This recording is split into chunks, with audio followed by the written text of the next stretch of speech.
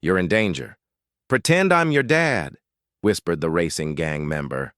What happened next shocked everyone. Emily tightened her thin sweater against the cool evening wind as she strolled along Oak Avenue, the main thoroughfare in her quiet suburban neighborhood that always felt a bit too isolated after dark. The fall air was crisp and invigorating, carrying the unmistakable sense of dried leaves crunching underfoot and the faint, lingering exhaust from distant traffic on the highway nearby. Her practical sneakers clicked softly and rhythmically on the uneven pavement, a solitary sound that echoed off the brick facades of the old buildings lining the street, making her suddenly regret turning down her best friend Lisa's insistent offer for a lift home after their shift at the local bookstore ended late. The antique-style streetlights glowed with a warm orange hue, casting elongated, wavering shadows that danced ahead of her like ghostly companions, stretching and contracting with each step she took. An empty soda can, discarded carelessly by some passerby earlier in the day, rolled lazily across the deserted road, propelled by a gentle gust, the only other motion in an otherwise still night that seemed to hold its breath. Emily glanced down at her wristwatch, the face illuminated by the soft glow of her phone screen. 10:30 p.m. sharp. She knew without a doubt that her Aunt Karen would be up waiting for her, likely fretting by the front door or glancing anxiously at the living room clock every few minutes, her worry lines deepening with each tick. "I'm 23 years old, for goodness sake," Emily grumbled under her breath, shaking her head in mild exasperation as she adjusted her backpack strap. Her aunt meant well, of course. Karen had raised her single-handedly since she was a toddler, pouring all her love and protectiveness into every aspect of Emily's life. But the endless oversight and micromanagement were becoming increasingly stifling, like an invisible leash that tugged harder with each passing year. Just last week, for instance, Karen had demanded every last detail about Emily's innocent coffee run during her lunch break, who she was meeting up with, exactly where the cafe was located, and the precise time she planned to return home, as if Emily were still a vulnerable child navigating the world for the first time. It was utterly draining, sapping the joy out of what should have been simple, everyday freedoms. Before you keep listening to this captivating tale, drop a quick comment below. Where in the world are you tuning in from right now? Share your location. It could be a bustling city like New York, or a serene spot in the countryside, and let's connect our global audience. Back to the tale, unfolding with tension and mystery. The part-time gig at the cozy independent bookstore had been Emily's first real, tangible step toward claiming her independence, a milestone she cherished deeply. She'd discovered the job listing all on her own through a local online forum, prepared meticulously for the interview without any hand-holding from her aunt, and now, after months of steady work, she finally had her own modest income to manage as she saw fit, perhaps saving for that dream road trip she'd always fantasized about, or treating herself to small luxuries like a new novel or artisanal coffee. Yet even this small victory, this sliver of autonomy, came laced with caveats and restrictions. No accepting late-night closing shifts that might keep her out past 9 p.m., constant check-in texts every hour on the hour to confirm she was safe and sound, and a barrage of reminders about the dangers lurking in the shadows of their seemingly peaceful town. A sleek sedan cruised by slowly on the opposite side of the street, its headlights piercing the dimness and briefly highlighting the vacant shop windows with their faded signs and dusty displays, before vanishing around the corner. Emily's grip on her canvas backpack tightened instinctively, her mind flashing back to her aunt's repeated lectures about the perils of walking alone at night in a world that wasn't as safe as it once seemed. The sound of her footsteps echoed louder now in the quiet, more exposed and vulnerable, as if the night itself were amplifying her solitude to mock her. She could have been living in a trendy apartment downtown by now, she thought wistfully, reminiscing about the promising full-time job offer she'd received last year from a larger chain bookstore in the city center, an opportunity she'd ultimately declined to stay close to home and ease her aunt's anxieties. Karen had been over the moon with relief when Emily chose instead to stick with the local temp agency and community college courses, praising her for her wise and responsible decision. But 3 years later, as Emily navigated the same familiar streets night after night, doubts began to creep in like the encroaching fog from the nearby river, whispering questions about whether she'd made the right choice or if she was simply sacrificing her own growth for someone else's peace of mind. The breeze strengthened suddenly, whispering through the lined oak trees that gave the avenue its name, their branches swaying gently and rustling leaves that sounded almost like hushed conversations in the dark. Up ahead, a lone stop sign loomed at the intersection, its red octagon reflecting the streetlight's glow, with no vehicles in sight to obey its command. Emily hugged herself tighter against the growing chill, her breath visible in small puffs in the cooling air. Her apartment building, a modest 3-story brick structure with its welcoming lobby light always on, was just a few more blocks away, a beacon of familiarity in the night. A stray cat meowed plaintively from somewhere far off in the alleys, startling her momentarily and causing her to jump slightly. She chuckled nervously at her own skittishness, the sound dying quickly in her throat as another noise intruded. Footsteps sounding behind her, heavy and deliberate treads on the asphalt that seemed to match her pace with eerie precision. Her pulse quickened immediately, a surge of adrenaline flooding her system. "Stay cool. Don't overreact," she murmured to herself, forcing her legs to maintain a steady rhythm. But her stride faltered despite her efforts, becoming uneven as the steps drew unmistakably nearer. Emily fumbled discreetly for her set of keys in her pocket, positioning the sharpest one outward like a makeshift weapon, just as Karen had drilled into her during countless safety talks. Her fingers, now clammy with nerves, slipped on the metal ring, causing a faint jingle that seemed deafening in the quiet. As she adjusted her grip, a large, imposing shadow loomed over her from behind, blocking out the light from the nearest street lamp. Lifting her gaze slowly, heart hammering in her chest, she met a man towering over her, clad in a worn racing jacket adorned with bold, faded patches that spoke of speed and danger, his face partially obscured by thick stubble and the brim of a cap pulled low. In the faint, flickering light, his eyes burned with a fierce intent as they locked onto hers, holding her in place. Before she could gather her wits to yell for help or bolt away into the night, he leaned in closer, his voice low and pressing with a mix of command and unexpected care that cut through the fear. "You're in danger. Pretend I'm your dad." Emily stiffened instantly, her fingers inches from clutching her keys fully, his cryptic words sinking deep into her mind like an anchor. Despite his rugged, intimidating appearance that screamed trouble, the kind of stranger her aunt had warned her about since childhood, his eyes held something profoundly real, a glint of true paternal-like concern that made her pause, hesitating just long enough to wonder if this was threat or salvation. The stranger's warning lingered in the air like a thick fog rolling in from the river, enveloping them both in its chill. Emily's chest pounded wildly as she eyed the figure before her, every instinct screaming to run, yet rooted by the odd sincerity in his tone. His scarred hands hung loosely at his sides, not reaching for her, and his gear, leather jacket with racing emblems, boots scuffed from countless miles, screamed street racer, the exact type her Aunt Karen had cautioned against in her endless safety lectures. But his stare held an earnest urgency, a depth that stalled her immediate flight response, making her question if this was danger or an unlikely ally. "What? Who are you?" Emily's tone shook despite her best efforts to feign boldness and composure. She edged back a single step, her fingers clutching her phone tightly in her pocket, thumb hovering over the emergency dial button. "No time for full explanations right now," his gravelly voice replied, firm but not overtly hostile, carrying the weight of someone who'd seen too much.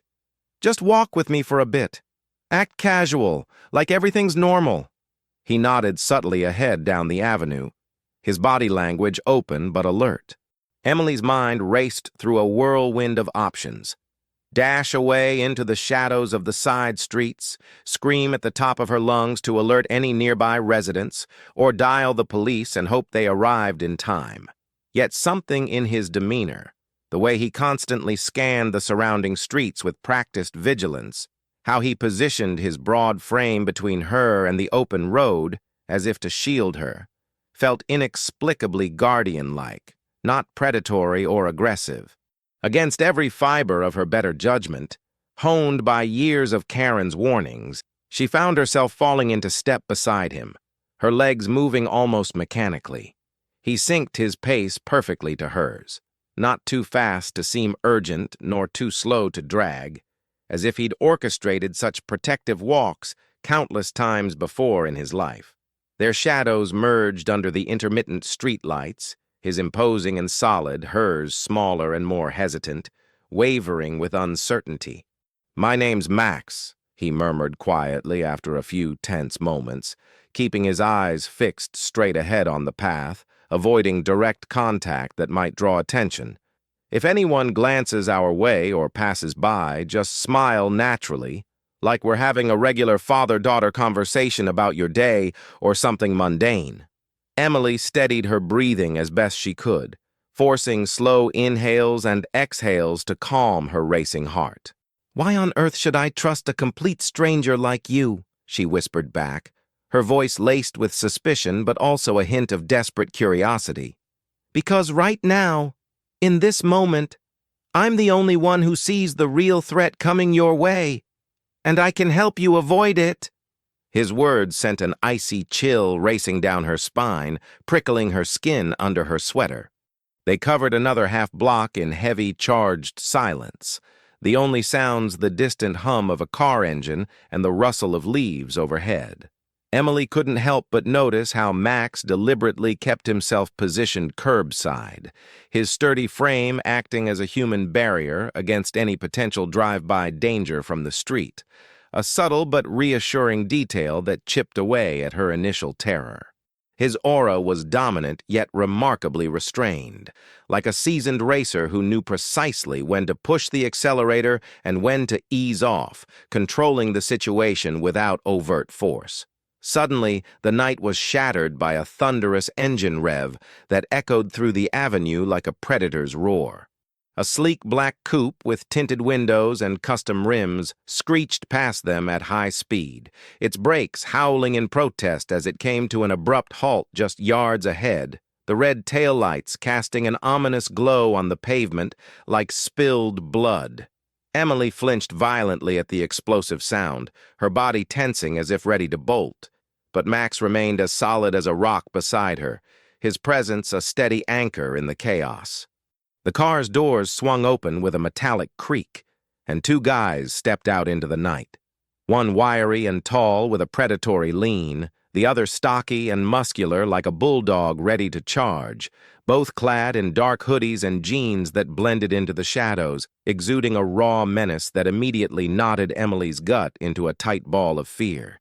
"Look at that," the tall one drawled out, in a voice dripping with false friendliness and underlying threat, his eyes narrowing as they fixed on Max.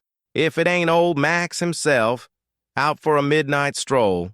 Max's posture shifted ever so subtly, a coiling of muscles that Emily could feel radiating from him like heat from an engine, though he didn't move away from her side. Instead, he guided her slightly behind him with a gentle but firm brush of his elbow. "Evening, fellas," Max replied evenly, his voice calm and measured but carrying an unmistakable edge of hardened steel, like a blade hidden in velvet. "Nice weather for a late-night cruise, wouldn't you say?" The stocky one advanced a step closer, his heavy shoes scraping roughly against the cracked concrete, sending a small spark of gravel flying. "Didn't peg you for hanging around this sleepy neighborhood anymore, Max. What's the play here?" "Just escorting my girl home after a long day," Max lied with such smooth, practiced ease that it rolled off his tongue like truth, his tone casual as if discussing the weather. "You get it. Safety first these days. Can't be too careful with all the crazies out there." The pair exchanged quick, knowing glances, their expressions hardening with unspoken calculations. Emily held her breath, the air thick with the weight of implied threats hanging between them like storm clouds ready to burst. The tall one's hand twitched subtly toward the inside of his jacket, a gesture that made Emily's heart skip a beat. But Max's unyielding gaze never wavered, holding them in check with sheer force of will. Finally, after what felt like an eternity stretched into agonizing seconds, the stocky one retreated a step, his retreat grudging. "Catch you another time, then," he hinted darkly, the words laced with a promise of future confrontation that sent shivers down Emily's spine. They piled back into the coupe, the engine snarling back to life with the aggressive rev before peeling off slowly into the night, the taillights fading around the corner like dying embers. Emily realized only then that she was trembling uncontrollably, her knees buckling slightly in a mix of overwhelming relief and lingering dread, the encounter leaving her world forever altered. Emily bolted awake to the insistent buzz of her phone vibrating on the nightstand, the harsh sound cutting through the remnants of her restless sleep like a siren. Morning rays pierced through the half-drawn blinds of her bedroom window, casting intricate patterns of light and shadow across her rumpled sheets and the cluttered floor strewn with books and clothes from the night before. Her Aunt Karen's name glowed brightly on the screen. She answered with a groggy voice, still half entangled in the haze of dreams. "Em, are you all right? I didn't hear you come in last night." Karen's tone was laced with that familiar edge of fret and concern, the kind that had become a staple in their daily interactions. Emily propped herself up on one elbow, blinking away the fog of sleep as she rubbed her eyes with her free hand. "Yeah, Aunt Karen, I'm fine, really. Why wouldn't I be?" she replied, trying to sound casual despite the vivid memories of the previous night's bizarre encounter flooding back unbidden. "Just a hunch, I suppose. Call it Aunt's intuition." Karen's exhale came through the speaker with a slight hitch, as if she were holding back more than she let on. "Did anything odd or out of the ordinary happen on your walk home last night? You know how I worry about those late shifts." The images of Max and the menacing black coupe flashed through Emily's mind like a replay on loop, the stranger's urgent warning, the tense standoff, the implied threats hanging in the air. Her hand tightened reflexively around the phone as she debated internally. Should she confide in her aunt, spill everything and seek comfort in familiarity? But she knew all too well that would only amplify Karen's already overbearing protectiveness, turning their home into an even tighter fortress of rules and restrictions. "Nope, nothing at all out of the ordinary, Aunt. Just the standard walk home from the bookstore, same as always." The fib felt heavy on her tongue, like swallowing lead, but she forced it out anyway. "Are you absolutely sure? Because I could start driving you to and from work every day if needed. Or maybe it's time to look for a job closer to home, something safer with better hours." Karen rushed on, her words tumbling out faster now, laced with a near-pleading desperation that Emily had heard countless times before. Emily swung her legs over the edge of the bed, planting her feet firmly on the cool hardwood floor as frustration began to build in her chest like steam in a pressure cooker. "Aunt Karen, we've talked about this 100 times. I'm 23 now. I can handle walking a few blocks on my own without incident." I know, sweetheart. It's just... Well, promise me you'll be extra careful out there." Karen paused, her voice softening with evident worry. "I promise, Aunt. I'll text you when I'm heading home tonight." Emily ended the call with a sigh, setting the phone down and running her hands through her tousled hair as she tried to shake off the lingering unease from her aunt's unusually intense tone. It was different today, more urgent and laced with an undercurrent of fear that nagged at the back of her mind like an itch she couldn't scratch. The morning air outside was brisk and refreshing as Emily headed to the bookstore for her midday shift, her sneakers tapping a familiar rhythm against the sun-warmed sidewalk. She'd almost managed to convince herself that the events of last night were nothing more than a strange, vivid dream, perhaps brought on by too many late-night thrillers from the store's mystery section, when a familiar, imposing figure stepped out from the shadow of an alleyway around the corner. Max stood there, looking somewhat less daunting in the bright daylight, though his presence still commanded attention with an effortless authority. His racing jacket showed signs of years of wear and tear, the patches faded but still bold, and his stubble was neatly groomed, not the disheveled wildness she'd half expected from someone who seemed tied to the underground world of street racing. "Morning," he said simply, falling into step beside her as if this were the most natural thing in the world, his stride matching hers without missing a beat. Emily's steps faltered for a moment, her eyes widening in surprise. "Are you seriously following me now? This is starting to feel like stalking," she said, her voice sharper than intended, laced with a mix of annoyance and underlying fear. "Just making sure you're safe and sound after last night," he replied calmly, his eyes scanning the bustling street ahead with that same habitual vigilance she'd noticed during their tense walk. "Your dad would have wanted that. Someone looking out for you." Emily stopped dead in her tracks right there on the sidewalk, causing a jogger to swerve around them with a muttered apology. "My dad! What on earth do you know about my dad?" Her voice came out sharper still, edged with defensiveness, and a sudden surge of emotion she hadn't anticipated. Max turned to face her fully, his expression softening noticeably, the hard lines around his eyes crinkling with what looked like genuine remorse. "I knew him pretty well, actually, better than most," he said quietly, his gravelly tone carrying the weight of old memories.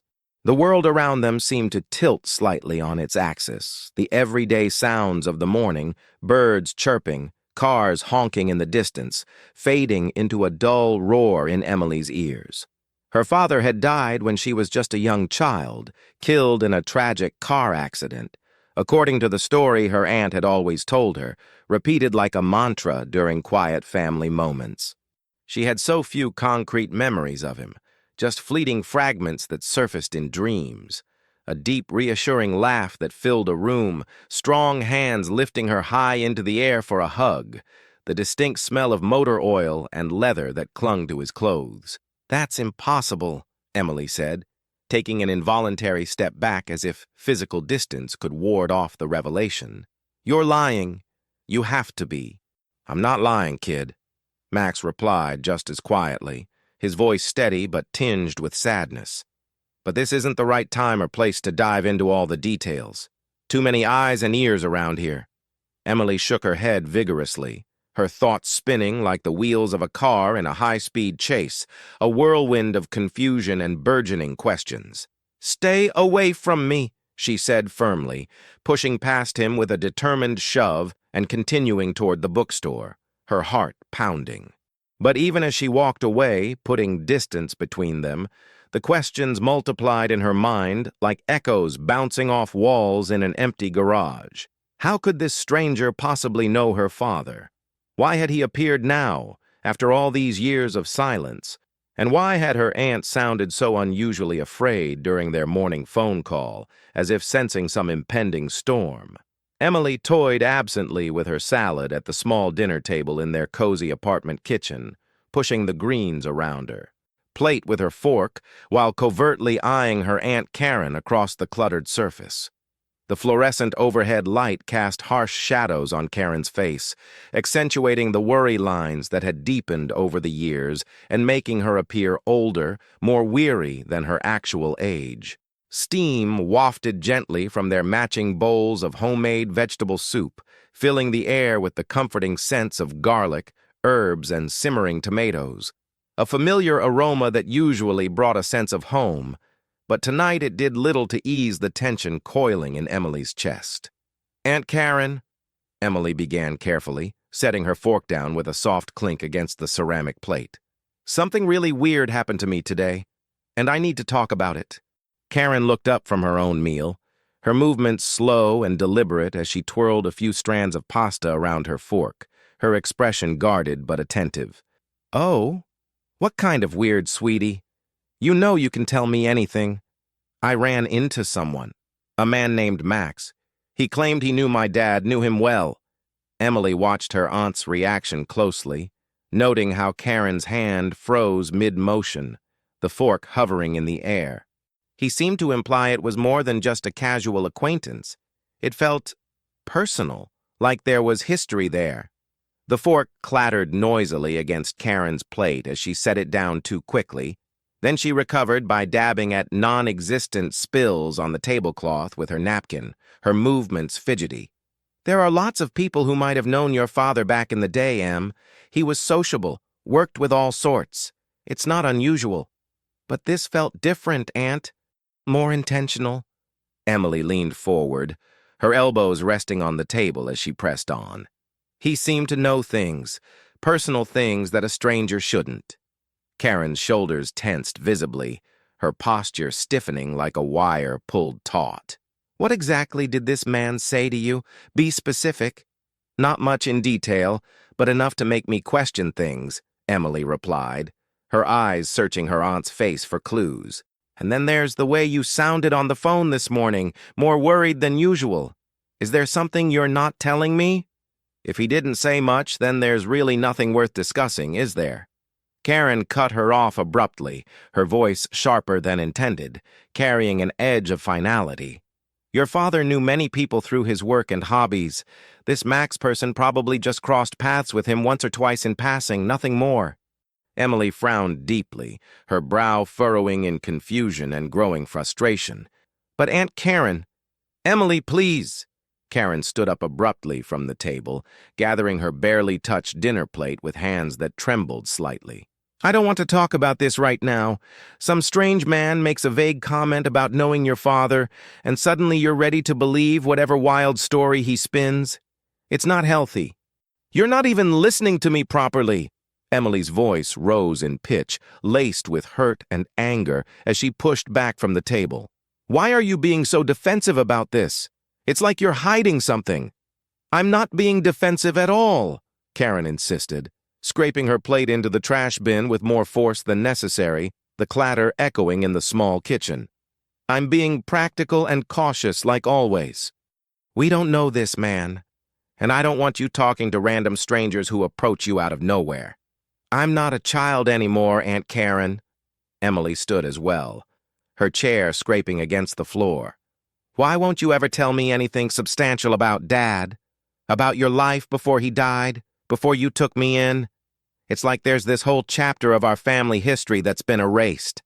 Karen turned to face her niece, her hands gripping the edge of the sink so tightly that her knuckles turned white. "Because the past is the past, Emily. And some things are better left buried there where they can't hurt anyone anymore." The conversation died abruptly after that exchange, leaving an uncomfortable, heavy silence hanging between them like a curtain of fog, thick and impenetrable. Emily helped clean up the table without another word. The only sounds in the kitchen, the clink of dishes being stacked, and the running water from the faucet as they washed up. Later that evening, as the apartment settled into quiet, Emily padded softly down the dimly lit hallway in her slippers, heading to the kitchen for a glass of water to soothe her parched throat. Her aunt's voice drifted faintly from the living room, low and urgent, carrying through the cracked door. "I don't know what to do, Sue. He's back and he's making contact."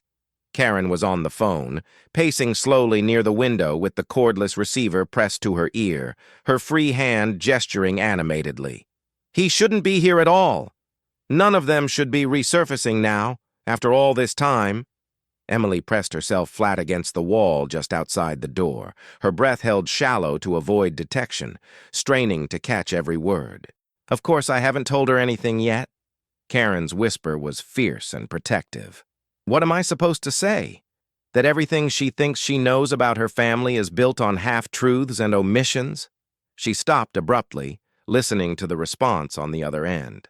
"No, you're right. Some things are better left buried deep where they can't cause more pain." A long pause followed, during which Emily's heart hammered loudly in her chest, threatening to give her away. "I thought we were safe here finally." Karen's voice cracked slightly with emotion, a rare vulnerability slipping through her usual stoic facade. "I thought we'd escaped all of that darkness for good. But now, God, Sue, if she finds out the full truth, it could shatter everything we've built." Emily strained to hear more, her mind racing with implications.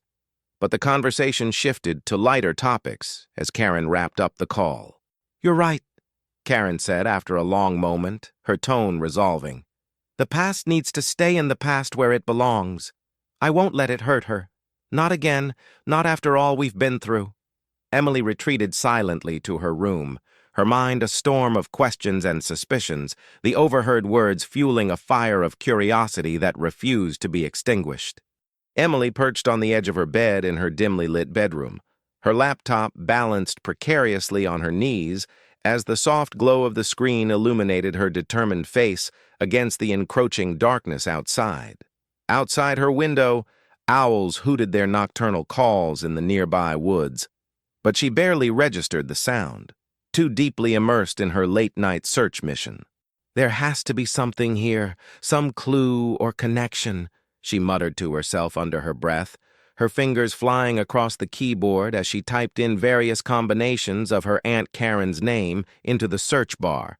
Full name, maiden name, nicknames from old family stories she'd overheard as a child. She'd been at it for hours now, digging meticulously through dusty old social media archives, forgotten blog posts from the early internet days, and local news clippings digitized by historical societies. Just as her eyes began to blur from the strain of staring at the bright screen in the low light, something unexpected caught her attention amid the sea of irrelevant results. A link to an old community newspaper article buried deep in the search pages, detailing a local street racing event from 26 years ago, complete with grainy black and white photographs. Emily's heart began to beat faster as she clicked the link, her pulse racing in anticipation while the page loaded slowly on her aging laptop. The article described a high-stakes underground rally that had drawn crowds from all over the region, with vivid accounts of roaring engines, daring maneuvers, and the thrill of the chase. But it was the accompanying photograph that made Emily's breath catch sharply in her throat. The image was grainy and faded with age, showing a large, enthusiastic group of people gathered around a lineup of souped-up cars with gleaming hoods and custom paint jobs, their faces alight with excitement. Emily squinted and leaned closer to the screen, zooming in as much as the resolution would allow, her breath held in suspense. There, right in the middle of the crowd, stood a much younger version of her Aunt Karen, her hair longer and wilder, flowing past her shoulders in untamed waves, and she was wearing a fitted racing jacket that looked straight out of an adrenaline-fueled movie. But what truly made Emily's hands begin to shake uncontrollably was the man standing right next to her aunt in the photo. Max, looking significantly younger, but unmistakably the same with his broad shoulders, intense expression, and that same signature jacket adorned with racing patches. "Oh my God," Emily whispered in shock, her voice barely audible as she quickly saved the photo to her phone for safekeeping. Her aunt had lied to her face, outright and without hesitation. They didn't just know each other casually. They had been close, perhaps friends or even more, deeply involved in that world of speed and danger. Emily's mind raced with a torrent of questions that demanded answers. Why would Karen hide this connection so vehemently? What else wasn't she telling her about their family's past? The Karen in the photograph looked so radically different from the careful, overprotective aunt she knew today. This version seemed free-spirited, adventurous, even wild, with a spark in her eyes that had long since dimmed. Fingers still trembling from the revelation, Emily pushed her laptop aside and rose from the bed, her resolve hardening. She found her aunt in the living room, settled in her favorite worn armchair under the soft glow of the reading lamp, a book open on her lap and her reading glasses perched precariously on the tip of her nose. The scene was so achingly familiar. Karen immersed in a novel, the room filled with the quiet tick of the grandfather clock, that it now felt like a carefully constructed facade, hiding deeper truths. "Aunt Karen," Emily said, her voice stronger and more confrontational than she had expected, cutting through the peaceful quiet. Karen looked up slowly, her reading glasses sliding further down her nose as she marked her place in the book. "What is it, hon? You look like you've seen a ghost." Emily held up her phone, the screen displaying the old photograph in all its grainy detail. "Want to explain this to me?" The color drained from Karen's face in an instant, her book set down with deliberate slowness, as if she were buying precious seconds to compose herself. "Where on earth did you find that old thing?" she asked, her voice steady but her eyes betraying a flicker of panic. "Online in some archived newspaper article."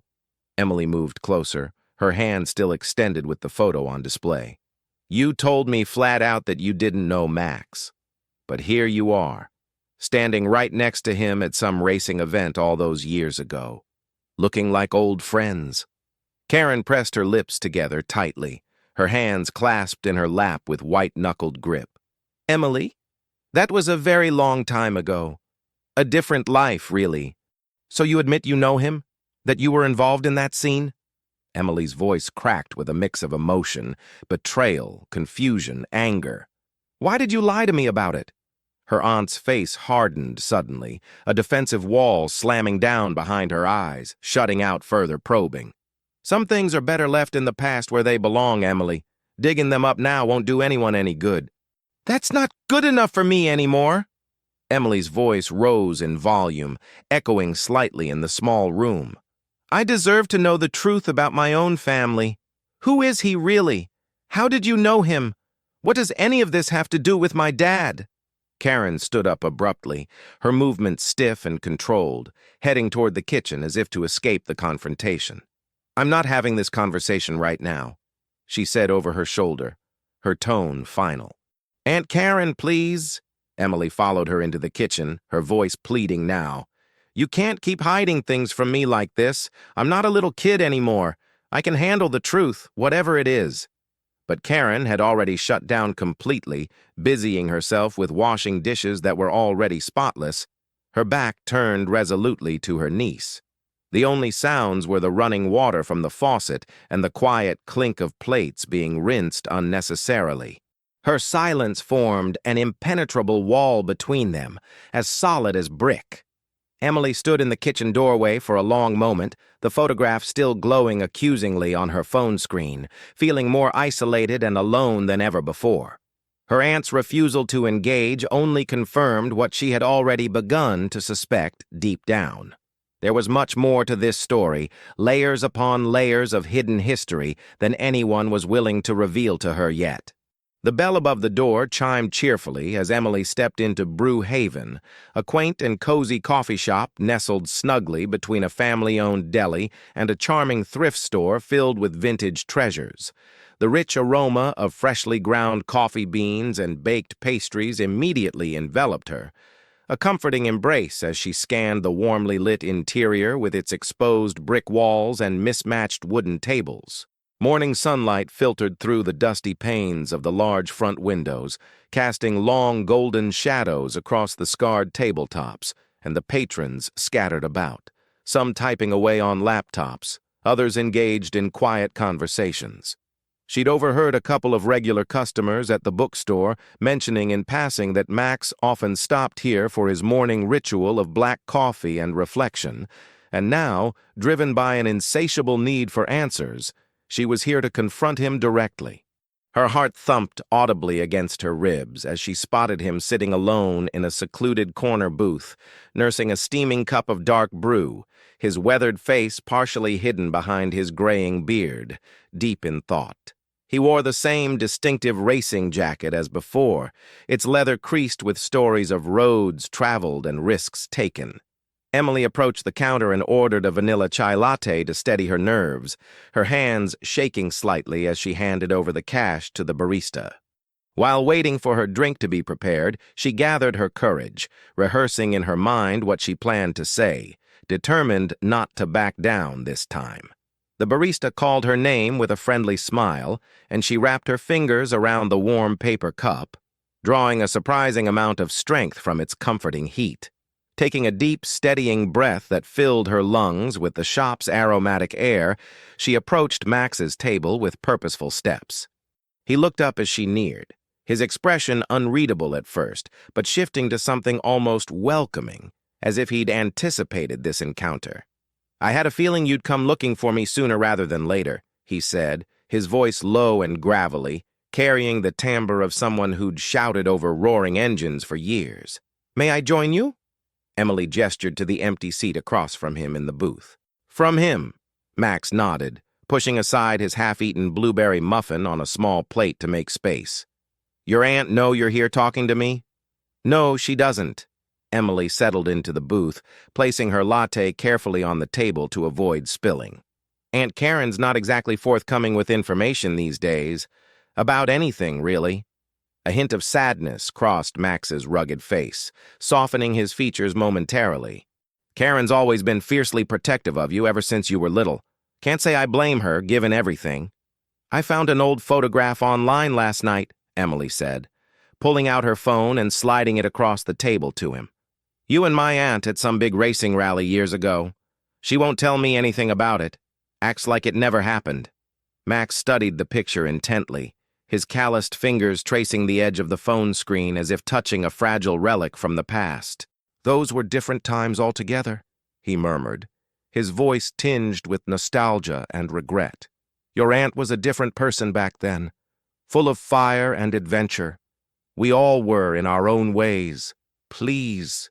Emily leaned forward, her voice dropping to barely above a whisper amid the shop's ambient chatter. I need to know the truth, Max. How do you know my family? What's the real story here?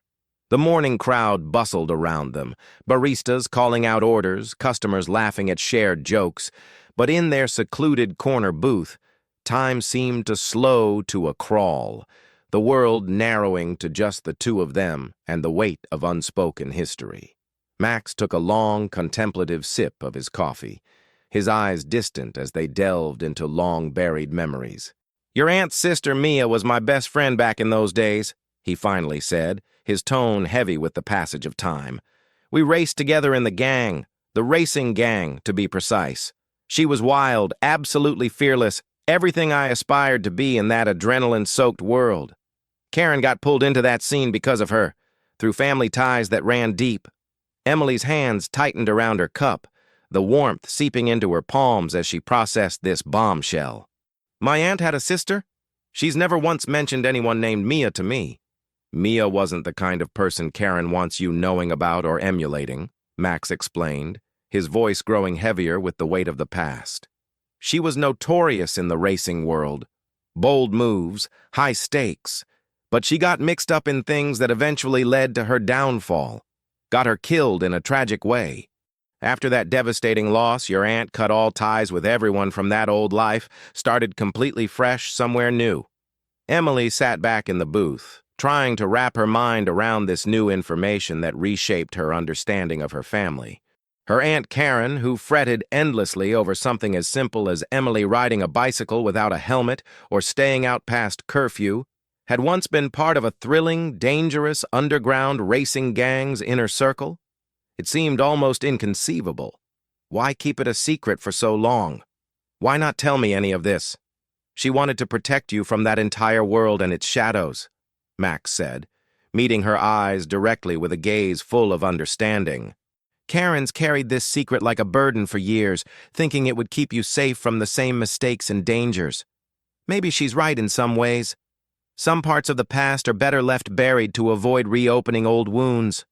The morning sun had climbed higher in the sky, casting Max's face in sharp relief through the cafe's windows, highlighting the deep lines etched around his eyes, the visible toll of years spent carrying secrets and regrets. Emily opened her mouth to ask another burning question, but Max held up a hand to stop her gently. That's all I can tell you for now, kid. The rest of the story, it needs to come from your aunt when she's ready. Emily's hands trembled slightly as she turned her key in the lock of the apartment door, the metal clicking with a familiar sound that usually brought comfort, but now only heightened her anxiety. The conversation at the coffee shop with Max had left her mind spinning in circles, a whirlwind of revelations and half-answers that demanded clarification. She found her aunt in the kitchen, methodically washing dishes in the sink like she always did when she was anxious or needed to keep her hands busy, a coping mechanism Emily had observed countless times over the years. Aunt Karen, Emily said firmly, her tone leaving no room for evasion as she set her bag down. We need to talk about Max, right now. Karen's shoulders stiffened visibly, and the plate she was washing slipped back into the soapy water with a small splash that echoed in the quiet room. "There's nothing to talk about, Emily," she mumbled, her voice wavering slightly, betraying her unease. "I know that's not true. I have proof." Emily pulled out a kitchen chair and sat down heavily, her eyes fixed on her aunt's back. "I just talked to him this morning. He told me about Aunt Mia, your sister." Karen dried her hands slowly on a checkered dish towel hanging nearby. Her back still turned as if facing Emily would make the conversation too real. The kitchen clock ticked loudly in the ensuing silence, each second stretching out interminably. Finally, she turned around, and Emily was struck by how tired and burdened her aunt looked, the weight of whatever secrets she'd been carrying seeming to press down on her shoulders like an invisible load. "I never wanted you to get mixed up in any of this mess," Karen whispered, sinking into the chair across from Emily, her hands twisting the dish towel nervously in her lap. "That world, it's so dangerous, Emily. More dangerous than you can imagine." "What world, Aunt? Please, just tell me the truth for once. All of it." Emily leaned forward, her heart pounding with a mix of anticipation and dread. Karen took a deep, shaky breath, her eyes glistening with unshed tears. "Your Aunt Mia, my older sister, was deeply involved with the racing gang, right at the heart of it all. And Max was like her right-hand man, her trusted partner in all those high-speed escapades. They protected us, protected me when things got rough and the rivalries turned ugly." Emily leaned even further forward, her heart pounding louder now. "Protected you from what exactly? Other gangs? People seeking revenge for races lost or bets gone wrong? People who—" Karen's voice cracked, the memories evidently painful to relive. "There was always someone out there. Always some threat lurking around the next corner, living like that, constantly looking over your shoulder for the next challenge or betrayal. It does something to you, changes you fundamentally." Tears welled up in Karen's eyes, spilling over as she continued. "When Mia died in that horrible crash, I knew I had to get out for good. I had to keep you safe from all of it. Max wanted to help, to keep watching over us from afar, but I couldn't allow it. I couldn't let you grow up entangled in that world of speed and danger." Emily reached across the table and took her aunt's hand gently, offering silent support. "Why didn't you ever tell me about any of this? About Mia? About Max? How could I, sweetheart?" Karen wiped her eyes with her free hand, her voice thick with regret. "You were so young, so innocent and full of light.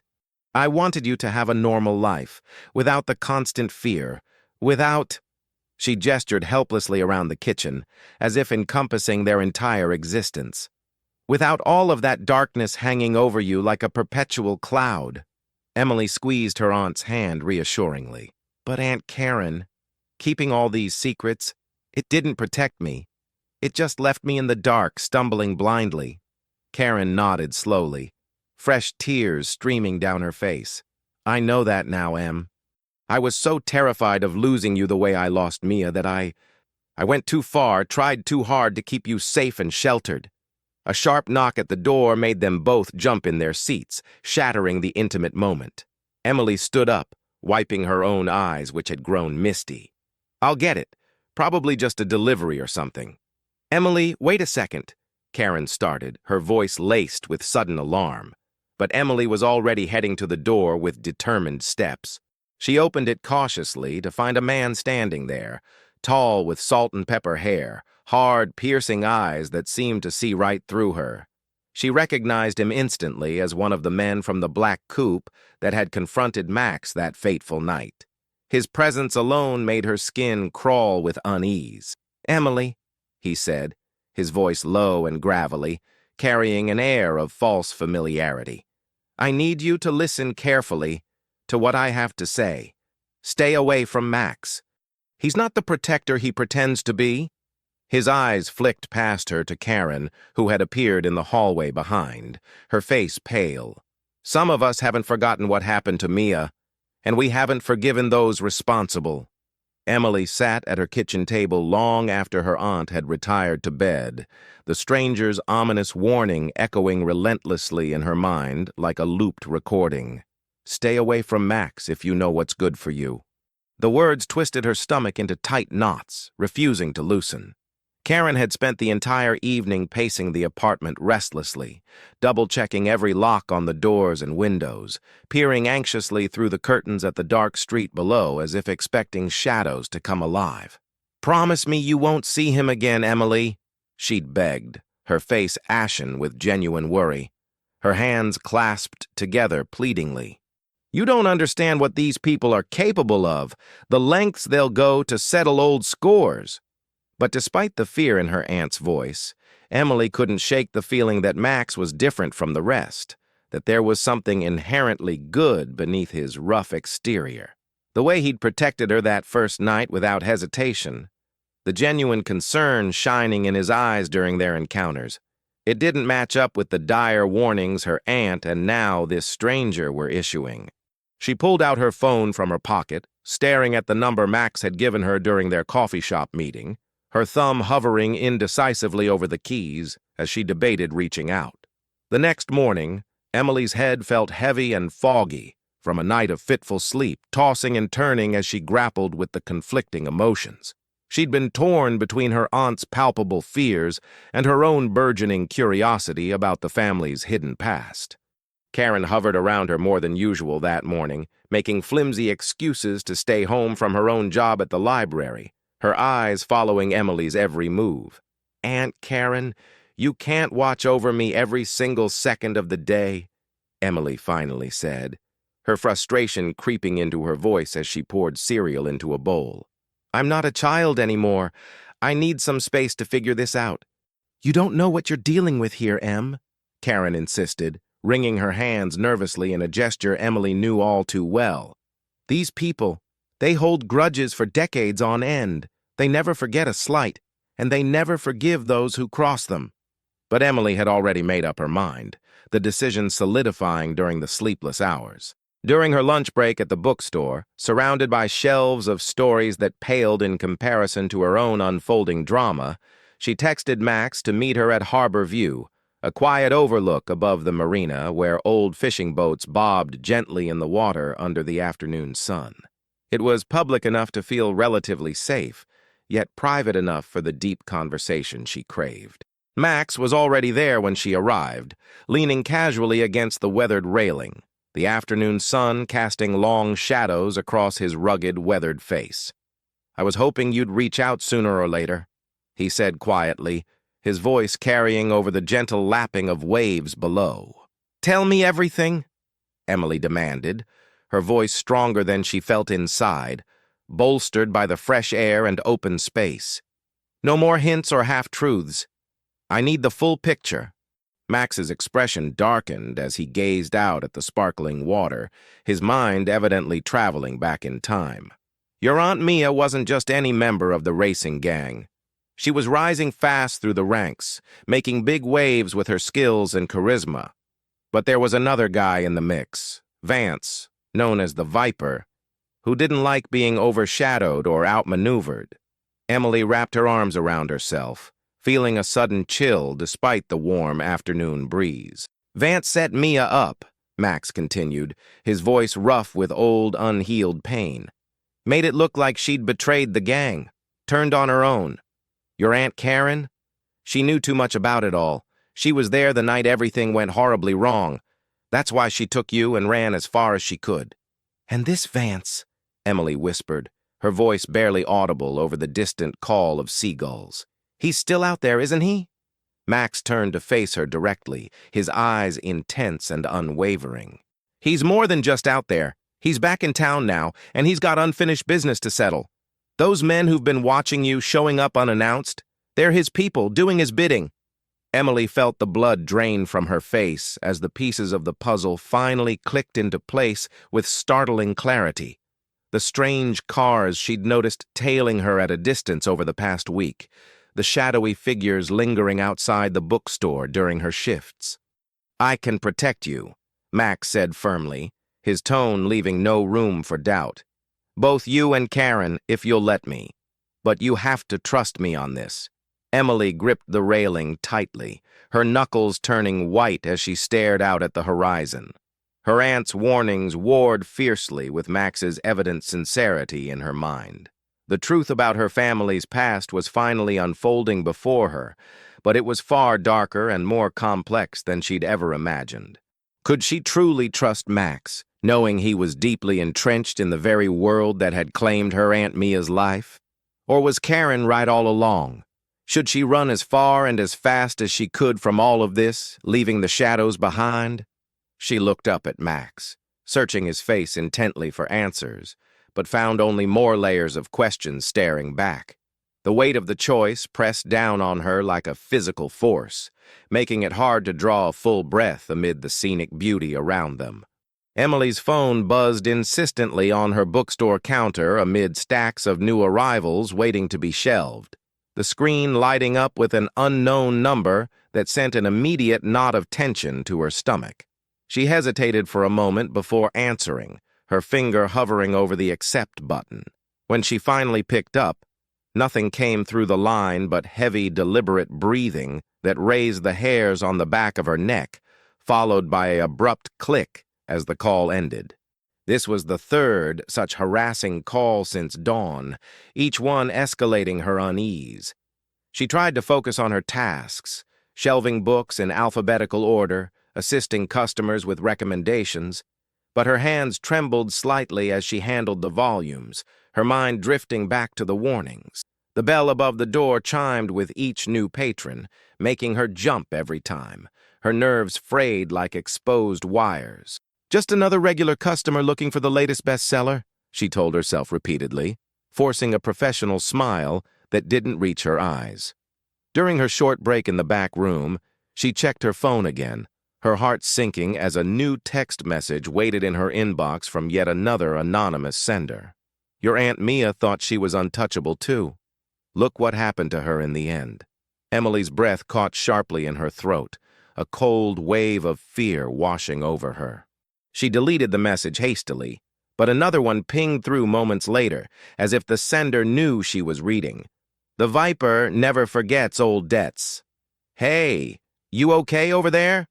her co-worker Ben asked from across the room, noticing her sudden pallor and the way she gripped the phone like a lifeline. "You look like you've seen a ghost or something. Need a water break?" "Just not feeling great today," Emily managed to reply, tucking her phone away in her pocket with forced nonchalance. She couldn't tell anyone what was really happening. Not Ben, not her other colleagues. Who would believe such a wild tale of underground racing gangs and family secrets resurfacing after decades? The rest of her shift crawled by at an agonizing pace, each minute stretching like taffy.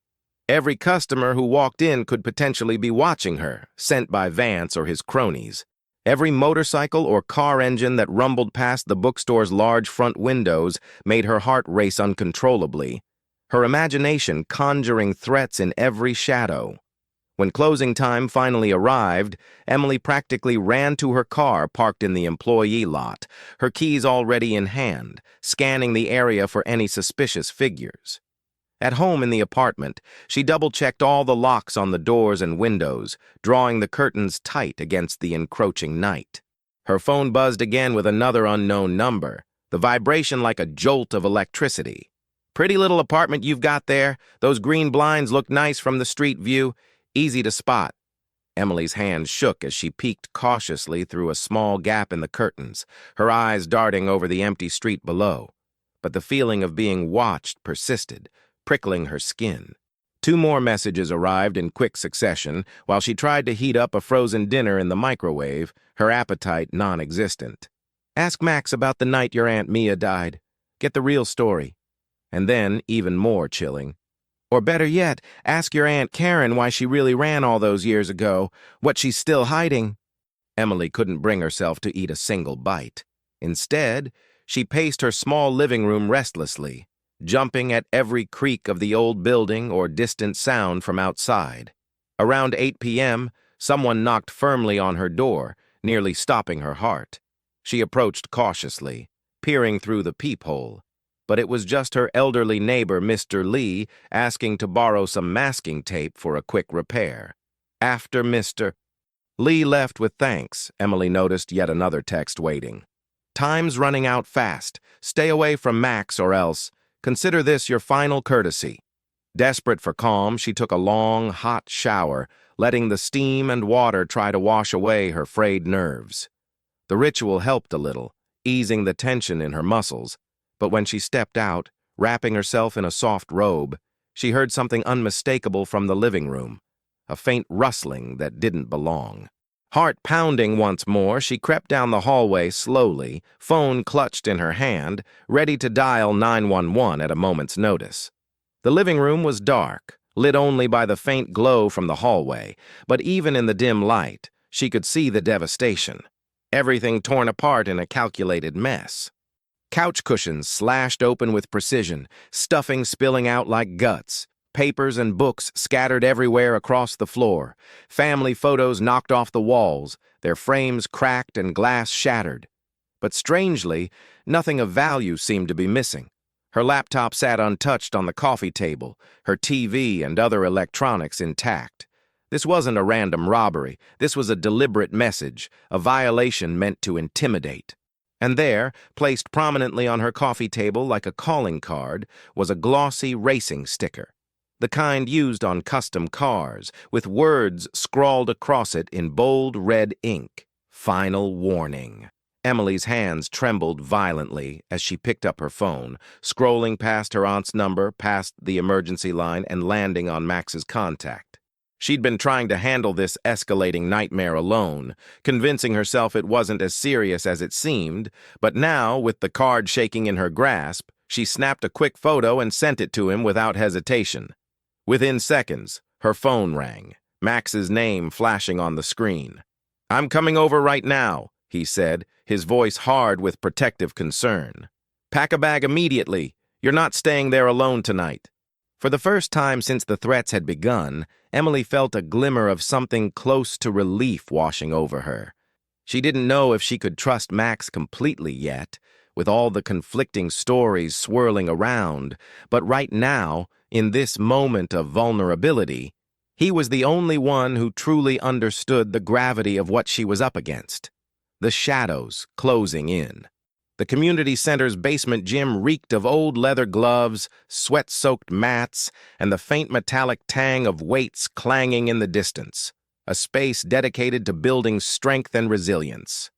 Emily stood firmly on the worn blue mats, her hands raised in a defensive position she'd practiced countless times, as Max circled her slowly with the precision of a coach assessing his pupil. "Keep your guard up high at all times," Max instructed, his voice gentle but firm, echoing slightly in the empty room. "Remember, it's not about raw strength or overpowering someone. It's about using their own momentum and energy against them, turning the tables smartly."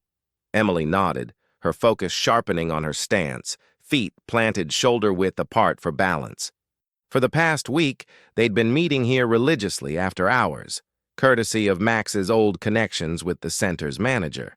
He was teaching her the fundamentals of self-defense, moves that could mean the difference between vulnerability and empowerment. Her muscles ached from the repetitive drills, but with each session, she felt stronger, more capable of facing whatever came her way. "Good form," Max said approvingly as Emily successfully blocked his slow-motion mock attack, her arms sweeping in a fluid arc. "You're learning fast, faster than most beginners I've trained." He stepped back, grabbing 2 water bottles from his duffel bag on the bench. Emily noticed, not for the first time, how his eyes constantly scanned the room even in this secure space, checking the exits, noting any unusual sounds, always alert, always in protective mode. They sat side by side on a bench against the cinderblock wall, catching their breath amid the gym's ambient hum. Emily watched as Max's weathered features softened gradually, something clearly weighing heavily on his mind, his usual stoic mask slipping. "There's something important I need to tell you," he said eventually, his voice rougher than usual with emotion. He rubbed his beard thoughtfully, a nervous gesture she'd come to recognize as a sign he was delving into painful territory. Emily's heart picked up speed again, not from the physical exertion, but from anticipation. "What is it, Max? You can tell me." "I wasn't just someone who knew your father casually," Max said, meeting her eyes squarely. "He was my brother, my older brother." "I'm your uncle, Emily." The words hit her like a physical blow, knocking the air from her lungs. She stood up abruptly, taking a few unsteady steps back on the mat. "What? No, that can't be true." But even as she uttered the denial, pieces of the puzzle began falling into place in her mind. The protective nature that felt so instinctive, the way he looked at her sometimes with a mix of sadness and quiet pride. "Your father, Thomas, was my older brother," Max continued, remaining seated to give her the space she needed to process. "We were both deep in the racing gang back then, but he wanted out after he met your mother and started building a life. He was trying to make a clean break for all of you." Emily's legs felt weak. She sank back onto the bench, her mind reeling. "Why didn't Aunt Karen ever tell me about you? About any of this family connection?" "She was trying to protect you from that entire life and its consequences," Max explained, his voice steady but laced with regret. "After what happened to Thomas, she wanted to keep you as far away as possible from anything tied to the gang. I respected her wishes all these years, stayed away even though it killed me. But when I heard Vance was sniffing around, asking questions about you, I couldn't stay on the sidelines anymore." "Vance? The Viper?" Emily asked, the name sending a fresh chill down her spine despite the gym's warmth. "We need to talk more about your father, about all of it," Max said, standing up slowly. "But not here in this open space. Will you come with me to a quieter spot?" 20 minutes later, they stood solemnly in front of a simple granite headstone in the local cemetery, the grass around it neatly trimmed and dotted with wildflowers. Thomas Reed was carved deeply into the stone, along with dates that made Emily's heart ache anew. He'd only been 31 when he died, so young.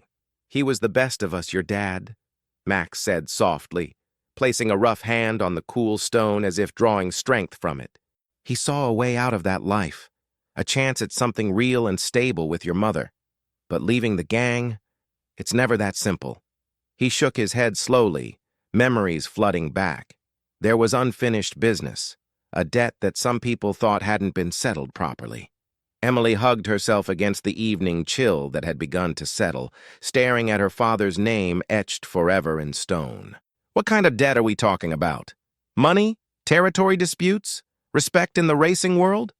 "All of it intertwined. Cash from bad bets, turf wars over prime racing spots, pride wounded in high-stakes challenges, all tied up with Vance, who was rising through the ranks back then with ruthless ambition." Max's voice grew heavy with the burden of those old memories. Thomas thought he could reason with them, negotiate a peaceful exit. "He was always the diplomatic one in our family, trying to talk things out." He paused, his hand tightening on the headstone as emotion welled up. "That's ultimately what got him killed. Trusting the wrong people." Emily's new flip phone, a basic, untraceable model Max had given her strictly for emergencies, buzzed discreetly in her pocket, vibrating against her leg. She pulled it out quickly, checking the incoming message. "Blue sedan. Circled the bookstore 3 times. Stay inside until clear." Huh. Through the large front window of the shop, she spotted the vehicle Max had mentioned, crawling slowly past like a shark circling prey, its tinted windows hiding whoever was inside. Her hands trembled slightly as she continued wiping down the wooden tables, trying to appear casual and engrossed in her closing duties, while keeping a vigilant eye on her surroundings, just as Max had taught her in their sessions. "Head up, eyes moving constantly," she whispered to herself like a mantra, remembering his precise instructions. "Be aware of everything without showing fear. That's key." The afternoon sun cast long, slanting shadows through the windows as Emily wrapped up her shift, the last customer waving goodbye with a stack of books under their arm. Right on time, as reliable as clockwork, Max's motorcycle rumbled to a stop outside the storefront, its engine a comforting growl amid her anxiety.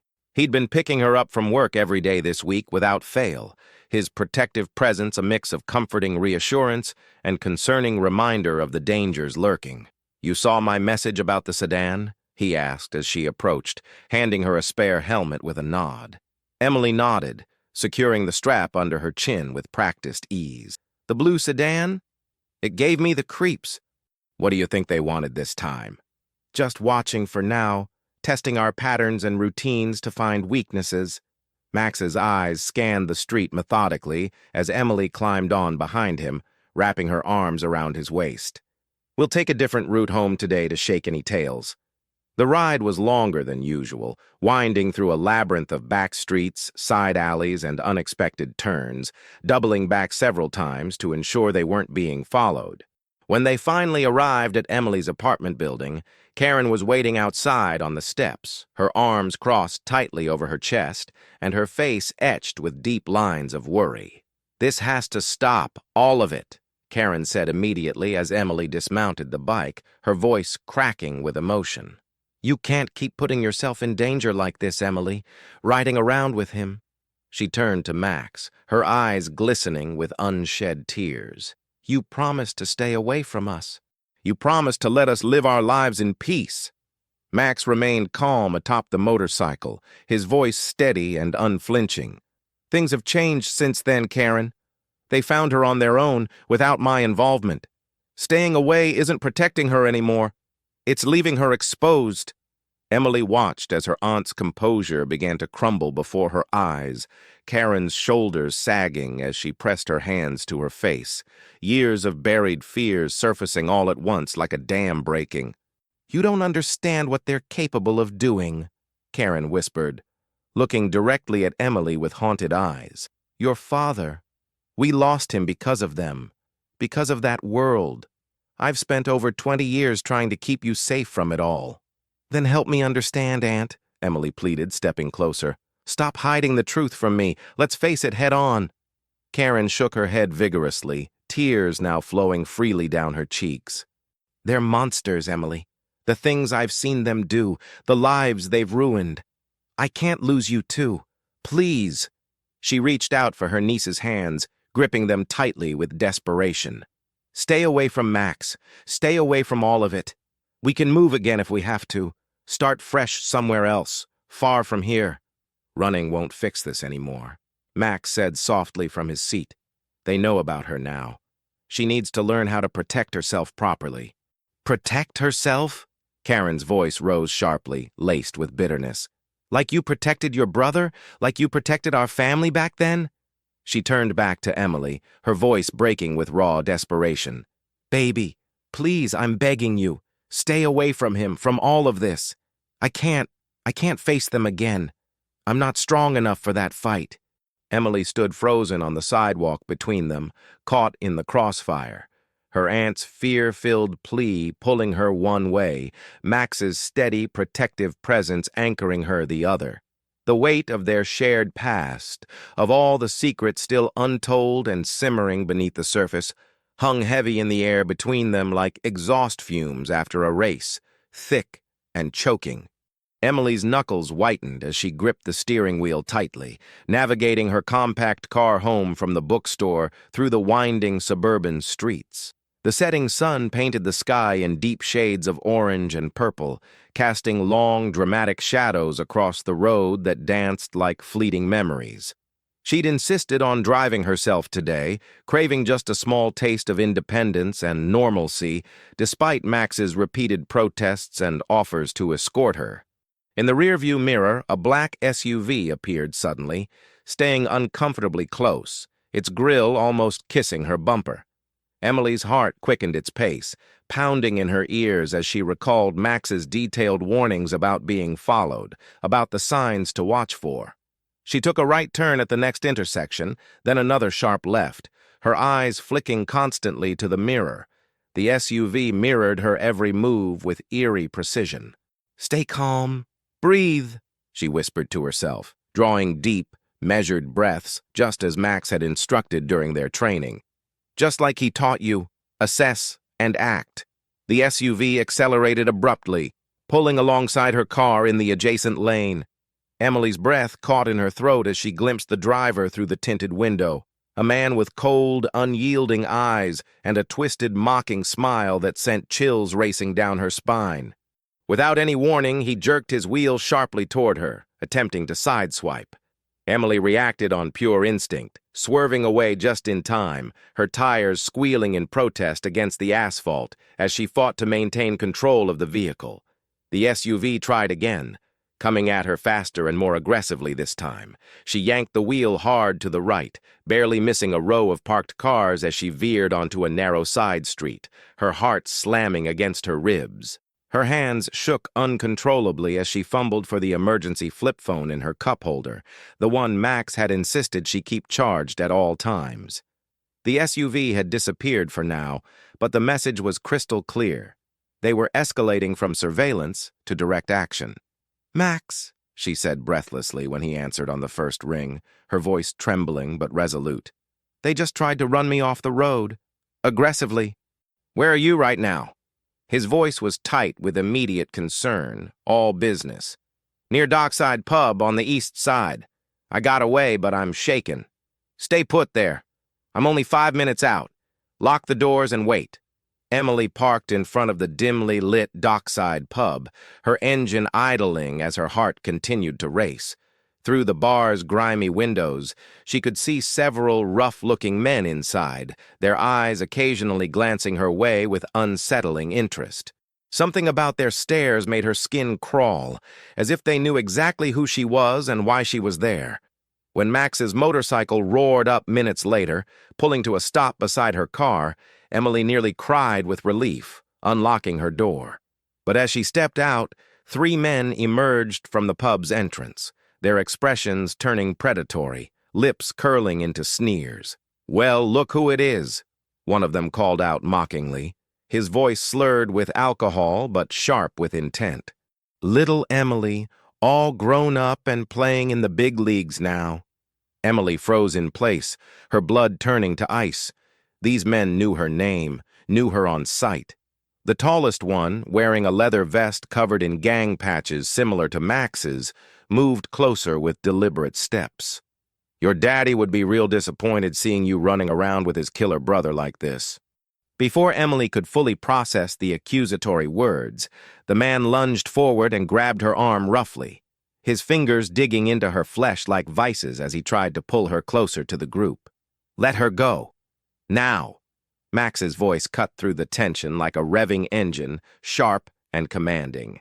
He stepped swiftly between them, breaking the man's grip on Emily's arm with a precise move. "This ain't your business anymore, Max!" Another man spat venomously, his fists clenching. "You lost that right when you turned your back on the gang." "Emily is my business," Max growled low, pushing her protectively behind him.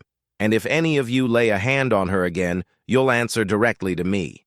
The first man threw a wild punch, but Max was faster, his reflexes honed from years in the racing world. He blocked it effortlessly and countered with a swift, controlled strike that sent the attacker stumbling backward onto the pavement.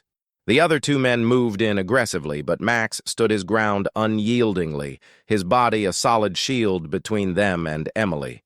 "Last warning," Max said, his voice deadly calm amid the chaos. "Walk away while you still can." The men hesitated, glancing at their fallen companion who was groaning and trying to get up. After a tense, charged moment that stretched like rubber, they backed off grudgingly, dragging their friend with them back toward the pub. "This isn't over, not by a long shot," one called over his shoulder as they retreated into the shadows. Emily stood trembling behind Max, the reality sinking in that everything he'd been trying to protect her from was far worse, far more entangled than she'd ever imagined. These men didn't just know her, they had a deep personal history with her family, and whatever had transpired in the past was now bleeding dangerously into her present life. The neon sign of Dockside Pub cast a flickering red glow across the empty parking lot as Emily leaned against her car for support, still trembling from the intense encounter. Max stood nearby, his eyes scanning the surrounding darkness vigilantly for any sign of further trouble or reinforcements. "Who were those guys exactly?" Emily asked, her voice barely above a whisper, laced with lingering fear. "How did they know my father? And you?" Max ran a hand through his graying beard, his face etched with conflict as he weighed how much to reveal. "Let's get to somewhere safer first. Too exposed out here." They drove in tandem to a small 24-hour diner on the outskirts of town, one of those timeless places with chrome stools, checkered floors, and coffee that was always hot and bottomless under the harsh fluorescent lights that never dimmed. Emily wrapped her hands around a steaming mug of decaf while Max settled into the vinyl booth across from her, his posture still alert. "Your father and I," Max began, his voice low and gravelly to avoid being overheard by the sparse late-night crowd. "We were both full members of the racing gang, not just peripheral players. We were rising stars, known for our skills on the track and loyalty off it." He paused, studying Emily's reaction closely for signs of overwhelm. "The man who grabbed you tonight, that was Vance Reed, the one they call the Viper." Emily's fingers tightened around her mug, the heat grounding her. "Why the Viper? What earned him that nickname?" "Because he strikes when you least expect it, swift and deadly," Max said grimly, his eyes darkening with memory. "He was our enforcer back in the day, the one who handled the dirty work. Your father and I, we were planning to leave the gang together. We'd seen too much violence, done too much we regretted. But leaving isn't simple. Not with people like Vance around guarding the exits." The waitress stopped by to refill their cups with a friendly nod, and Max waited patiently until she was out of earshot before continuing. "Your father discovered something damning about Vance, evidence that could have destroyed his standing in the gang, maybe even landed him in prison. Before he could expose it all, there was an accident, a rigged crash during what was supposed to be a routine race." Max's voice caught on the last word, raw emotion breaking through. Emily felt her blood run cold, a shiver tracing her spine. "And what happened next? The police ruled it an unfortunate racing mishap, but I knew better. It was no accident. Your Aunt Karen knew better too. That's why she took you and ran as far as she could. Cut ties with everyone from that life, including me, to protect you." Max's eyes held a deep, abiding sadness as he spoke. "I respected her choice back then, but I couldn't stay away completely. I've been watching over you both from a distance ever since, making sure the past didn't catch up." Emily pushed her coffee aside, feeling a wave of nausea. "And now Vance is back. Why, after all this time has passed?" "Because he heard I was getting close to proving what really happened that night, gathering evidence to expose him once and for all," Max said. "He's not just after you as leverage, Emily. He's trying to finish what he started years ago, eliminating anyone who knows the truth about his crimes." Tears welled up in Emily's eyes as years of unanswered questions finally found their resolutions, piecing together like a puzzle long scattered. Her aunt's constant fear and overprotectiveness, the frequent midnight moves from town to town during her childhood, the way Karen would flinch at the sound of revving motorcycles or screeching tires, it all made heartbreaking sense now. "Aunt Karen's been carrying this massive burden alone all these years," Emily whispered, her voice thick. "She must have been so terrified every single day." Max nodded solemnly, his expression one of shared grief. "Karen did what she had to do to protect you. She's stronger than most people I've ever known in that world." Emily wiped her eyes with a rough paper napkin from the dispenser. "I need to talk to her, Max. Really talk. No more evasion. Will you help me? Help us face this together as a family?" Max reached across the table and squeezed her hand reassuringly. "That's all I've ever wanted, to help protect my family from the shadows. But Emily, you need to understand that bringing all this out into the open, it's going to be dangerous, more than you might realize." "I know," Emily said firmly, her resolve hardening. "But we can't keep running from the past forever. Aunt Karen shouldn't have to carry this weight alone anymore. We need to face it, all of us together." Emily's hands trembled noticeably as she set 3 mismatched coffee mugs on her aunt's kitchen table. steam rising lazily from each one and filling the air with a rich, grounding aroma that did little to calm the butterflies in her stomach. The morning sun streamed through the gauzy curtains, casting long, wavering shadows across the worn wooden surface, where both Karen and Max sat in an uncomfortable, pregnant silence, avoiding each other's eyes. "I think it's time we all talked openly," Emily said, her voice steadier than she felt inside, bolstered by the necessity of the moment. No more secrets, no more half-truths, just the full story. Karen's fingers tightened around her mug, her knuckles paling. She looked smaller somehow, hunched in her familiar chair, her eyes darting nervously between her niece and Max, the man she'd shut out for decades. The tough, resilient exterior she'd maintained for years seemed to crack visibly under the weight of this long-overdue confrontation. "I never wanted any of this to touch you, Emily," Karen whispered, her voice thick with suppressed emotion. "After your father died so tragically, I thought if I could just keep you away from that world entirely." Max leaned forward slightly, his weathered face softening with empathy. "Karen, she deserves to know everything now. We can't protect her by keeping her in the dark any longer. It's only making things worse." "I know that now, I do," Karen replied, wiping at her eyes with the back of her hand. "I've spent so many years looking over my shoulder, jumping at every shadow that moved. Every time I heard a motorcycle engine in the distance or saw news about gang activities, I'd panic, convinced they were coming for us." Emily reached across the table and took her aunt's hand gently, offering silent support. "Aunt Karen, please, tell me what really happened all those years ago." Karen took a shaky breath, gathering her thoughts. "Your father, he wasn't just Max's brother by blood. He was trying to get out of the gang, just like Max eventually did after everything fell apart. But there were people who didn't want that to happen. Dangerous people with long memories. Vance," Max added grimly, his tone dark. "The Viper. He saw your father's departure as a personal betrayal, a threat to his rising power. The night your father died," Karen continued, her voice barely above a whisper as tears tracked down her cheeks. "It wasn't an accident, not by any means. And after that horror, I knew I had to run, to hide us away, to keep you safe from the fallout." Emily felt her chest tighten with empathy and sorrow. "So all these years, the constant moving around when I was little, the strict rules, the unending worry, it was all because of that fear. I knew they might come looking someday," Karen finished, her voice steadier now. "Vance never forgave what he saw as betrayal. He's patient, calculating like a snake. I've lived with that fear every single day since." Max's jaw clenched visibly. "I should have done more back then to help. Should have made sure you were both fully protected. But I was dealing with my own grief, my own crushing guilt over losing my brother." "You were there when it mattered most," Emily said softly, thinking back to that first fateful night when Max had appeared to protect her from the unknown threat.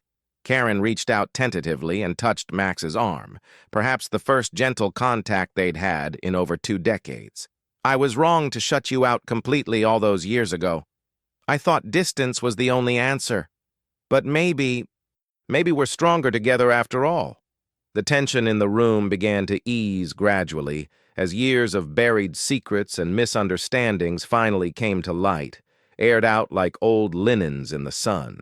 Karen's shoulders relaxed slightly, the rigid posture softening, and even Max's usual stern expression melted into something warmer, more familial. For a brief, hopeful moment, it seemed like true healing might be possible, like they could rebuild from the ashes. Then came the knock. 3 sharp, authoritative raps against the front door that cut through the peaceful moment like screeching tires on pavement. Emily felt her aunt stiffen beside her, while Max's hand instinctively moved toward his jacket pocket. Before any of them could react or call out, the door swung open uninvited. A tall figure stepped boldly into the room, his presence immediately filling the space with a cold, suffocating tension. Emily recognized him instantly from the bar incident, Vance the Viper Reed, his sharp eyes fixed on her with calculated predatory interest. "Well," he said smoothly, his voice carrying an undertone of silky menace. "Isn't this a touching family reunion? Mind if I join the party?" The intruder who stepped through the doorway without invitation made Emily's blood run cold, a visceral chill that spread from her core. Vance, the Viper Reed, carried himself with a deceptive casual grace that masked the underlying threat, more menacing than any outright display of aggression or force. His lean, wiry frame filled the doorway completely, blocking the morning light, and his calculating eyes, cold and sharp as a serpent's, swept across the room with precision, taking in every detail from the steaming mugs to the tense postures before settling intently on Emily. "Well, isn't this touching?" Vance's voice was smooth as oiled leather, but it carried a razor-sharp edge that made Emily instinctively step closer to Max for protection. A little family reunion after all these years. How quaint. Karen moved forward protectively, positioning herself between Emily and the doorway with a mother's instinct, her body language defiant despite the fear evident in her eyes. But Max gently pulled her back with a firm hand on her shoulder. He knew Vance better than any of them, understood the lethal danger lurking beneath that polished, composed exterior. "You're not welcome here, Vance," Max said, his voice steady and firm, cutting through the air like a revved engine. The warmth that Emily had come to associate with his eyes was gone entirely, replaced by a steely determination forged in past battles. Vance smiled thinly, but the expression didn't reach his eyes, remaining cold and calculating. "Come now, Max. Is that any way to greet an old friend and comrade from the good old days?" He took another deliberate step into the room, closing the door behind him with a soft, ominous click that somehow seemed more threatening than if he'd slammed it shut with force. "Emily," Vance said, turning his full attention to her now, his tone shifting to one of false congeniality. "I have a business proposition for you, one that could solve all your family's lingering problems once and for all." He spoke the last word with particular emphasis, making it abundantly clear that the problems he referred to were largely of his own making, engineered threats. "She's not interested in anything you have to offer," Max growled, moving to stand squarely between Emily and Vance, his stance protective and unyielding. "Whatever game you're playing here, leave her out of it completely. This isn't a game, old friend." Vance's pleasant facade cracked slightly, revealing the hardened steel beneath, his eyes narrowing. "The girl's father left some unfinished business behind. Debts that need settling, loose ends that have dangled for far too long. I'm simply offering her a chance to make things right, to tie them up neatly." Emily felt her aunt trembling beside her, the mention of her father's debts hitting Karen particularly hard, stirring up old wounds. She could see fresh tears forming in Karen's eyes, unspoken pain resurfacing. "The only debt here," Max said, taking a measured step forward, his voice low and dangerous, "is the one you owe my brother, and we both know damn well what really happened that night on the track." Vance's expression hardened fully now, the mask slipping away to reveal the predator underneath. "Careful now, Max. Some stories are better left untold, buried where they belong." His hand moved slightly toward his waistband, and Emily caught a brief, terrifying glimpse of something metallic glinting there, a weapon perhaps. The tension in the room was suffocating, thick as smoke from burning rubber, Emily's heart pounding wildly in her chest as she watched these two dangerous men from her family's past face off like rivals at the starting line. But there was something different about Max in this moment, a quiet, unshakable strength that made her feel protected rather than afraid, a rock in the storm. "Last warning, Vance," Max said softly, his tone laced with finality. "Walk away now. Emily's not part of our world, and she never will be. Keep it that way." For a long, agonizing moment, Vance stood perfectly still, his eyes locked in a silent battle with Max's, the air crackling with unspoken challenges. Then, surprisingly, he smiled again, this time with what seemed like genuine, twisted amusement. "You always were the stubborn one, Max. Admirable in a foolish way." He turned toward the door slowly, but paused with his hand on the handle, casting one last look over his shoulder.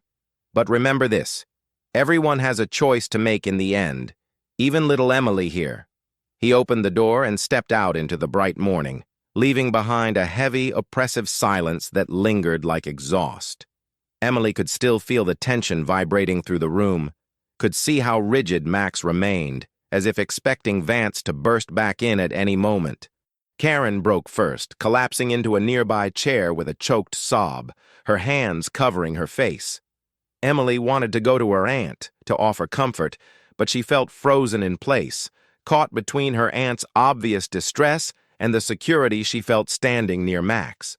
The choice Vance had mentioned seemed to hang in the air between them all, an invisible wall separating her from the two people who had dedicated their lives to protecting her in their own ways.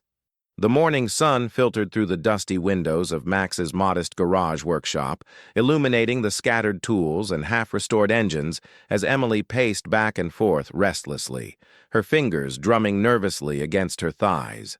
Maps of the town and surrounding areas, along with old photographs yellowed with age, were spread across a weathered workbench, marked with various locations in red ink, potential hideouts, meeting spots.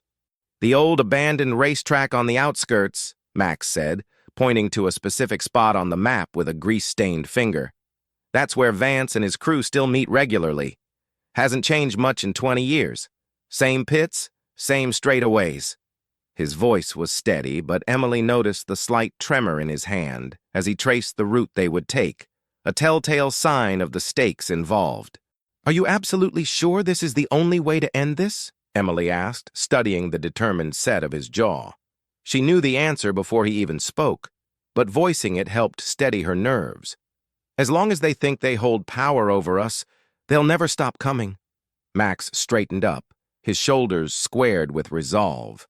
"We need to confront them head-on. Show them we're not afraid anymore, that the past doesn't control us." Emily nodded, her mind flashing to the fear etched in her aunt's eyes the night before during Vance's intrusion. "Aunt Karen's going to hate this plan. She'll worry herself sick." "Karen doesn't need to know the details," Max said softly, his tone gentle.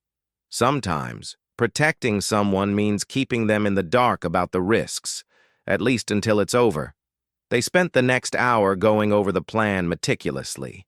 Entrances and exits, contingency routes, signals for communication. The warehouse-like track had two main gates and a rear loading dock for vehicles, layouts Max knew by heart from his younger days spent there. The plan was straightforward, but bold.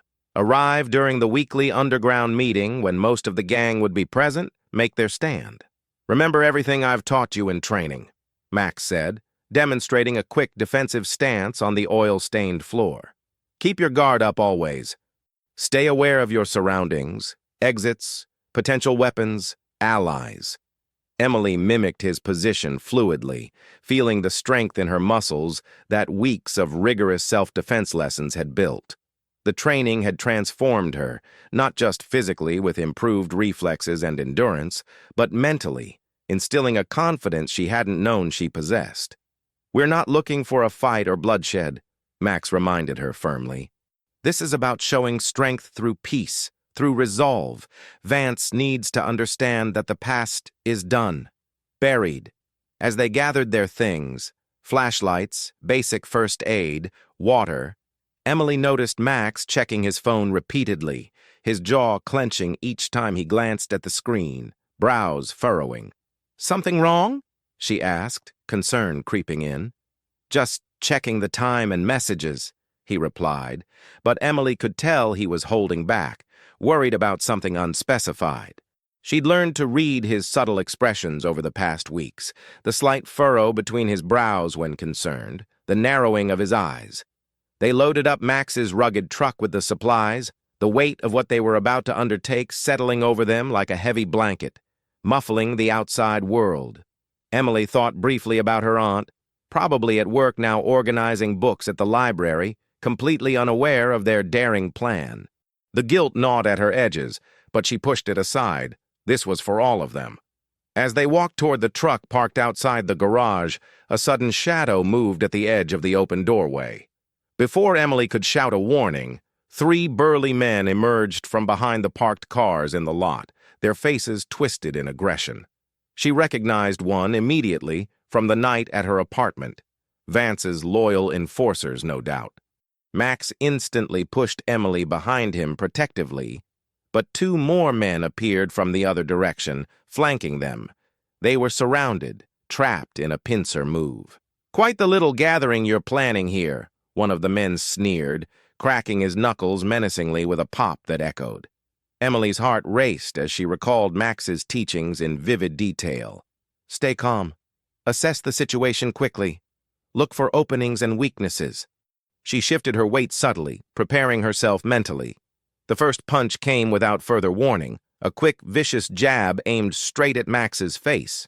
He blocked it with ease, but another attacker surged in from the side, swinging wildly. Emily saw the glint of metal in one man's hand, a knife flashing in the sunlight. Without thinking, acting on pure trained instinct, Emily stepped forward decisively, executing the move Max had drilled into her countless times. A sharp elbow strike to the armed man's solar plexus, connecting solidly and sending him stumbling backward with a wheeze. She spun around fluidly, using her momentum to knock the weapon from his hand, the knife clattering harmlessly to the concrete. Emily's hands trembled as she helped Max into the passenger seat of her car, blood seeping steadily through his shirt where one of the gang members had managed to slash him with a knife during the chaotic brawl. His breathing was labored and ragged, but his eyes remained sharp and alert, scanning their surroundings for any sign of pursuit or additional attackers. "We need to get out of here fast," Emily insisted, her voice shaking but determined as she slammed the door shut. The parking lot was eerily quiet now after the fight, but she couldn't shake the feeling that danger still lurked in the shadows, waiting to strike again. "You need medical attention immediately. That wound looks bad," Max grimaced in pain, pressing his hand firmly against his side to stem the bleeding. "No hospitals, Emily. They'll be watching those places closely, expecting us to show up." Emily started the car with unsteady hands, the engine turning over with a reassuring rumble. "I know someone, a veterinarian friend from college who owes me a favor. She keeps things quiet off the record. She'll help stitch you up." She pulled out of the lot carefully, constantly checking her rearview mirror for tails. The streets were dark and sparsely lit, empty at this hour, but every passing shadow or distant headlight made her heart race anew. "You shouldn't have stepped in like that," Max said softly, his voice tight with pain and concern. "You could have gotten yourself killed or worse." "You've been protecting me all this time without question," Emily replied, making a sharp turn down a dimly lit side street to evade any potential followers. "I wasn't going to just stand there and watch them hurt you, not after everything." The drive was tense and silent, broken only by Max's measured breathing and the occasional wince of pain. Emily's mind raced with the events that had just unfolded. The ambush in broad daylight, the fierce fight, the way she'd managed to use the self-defense moves Max had taught her so effectively.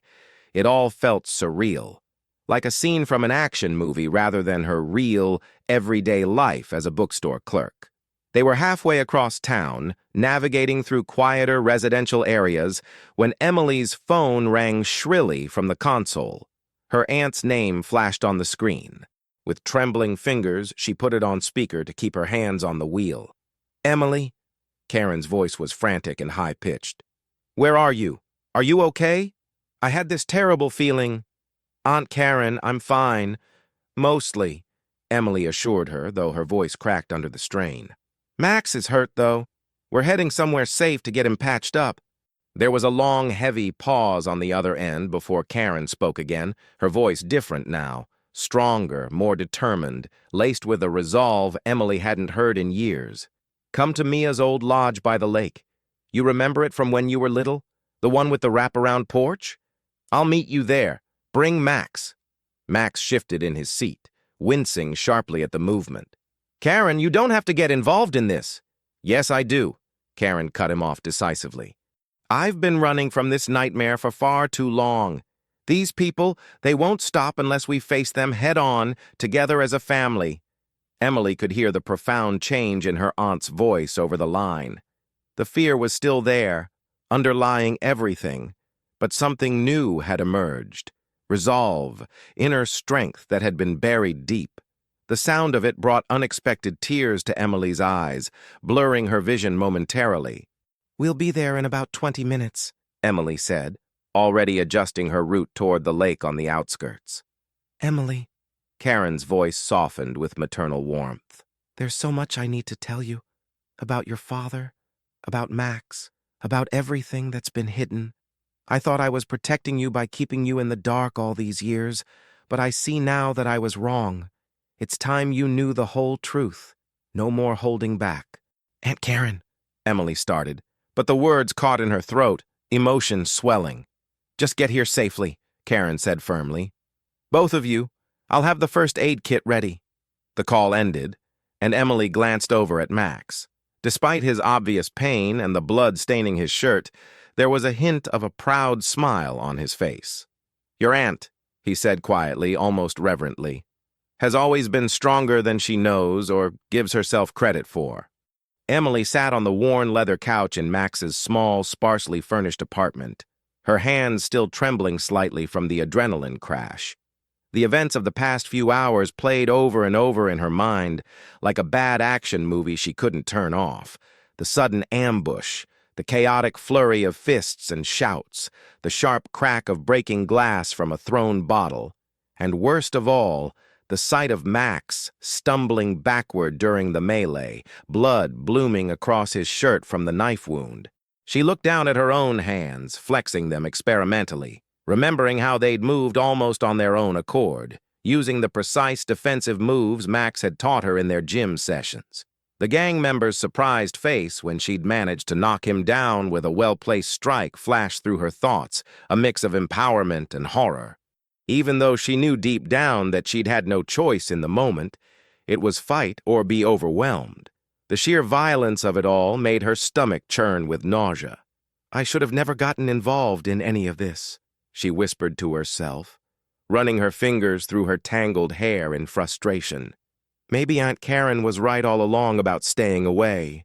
Maybe we should just pack up everything and leave town for good."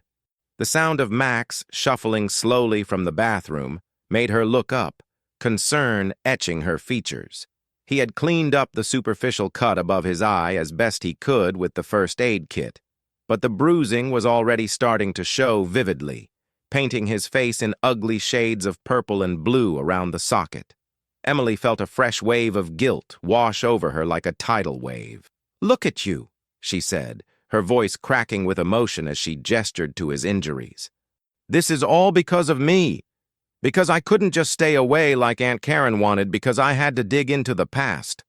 Max eased himself gingerly into the armchair across from her, wincing slightly at the movement but managing a reassuring half-smile. "That's not true at all, Emily, and you know it deep down. This storm was brewing long before you got involved. It was coming whether you knew about it or not. At least now you're prepared, equipped to handle it." Emily stood up abruptly and began pacing the small living room, her arms wrapped tightly around herself as if to hold in the turmoil. "Prepared?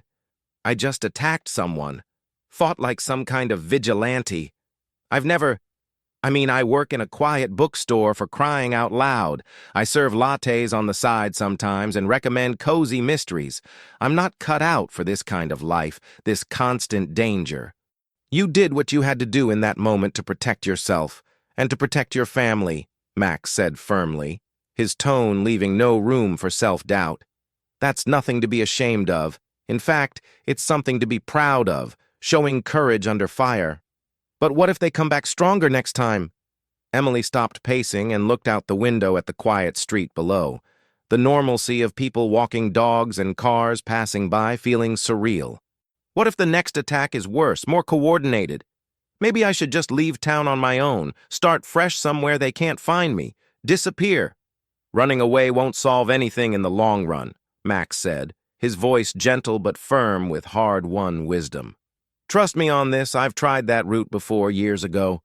The past has a nasty way of catching up to you, no matter how far you run or how well you hide." Emily turned to face him, tears threatening to spill from her eyes as the weight of it all pressed down. Then what am I supposed to do?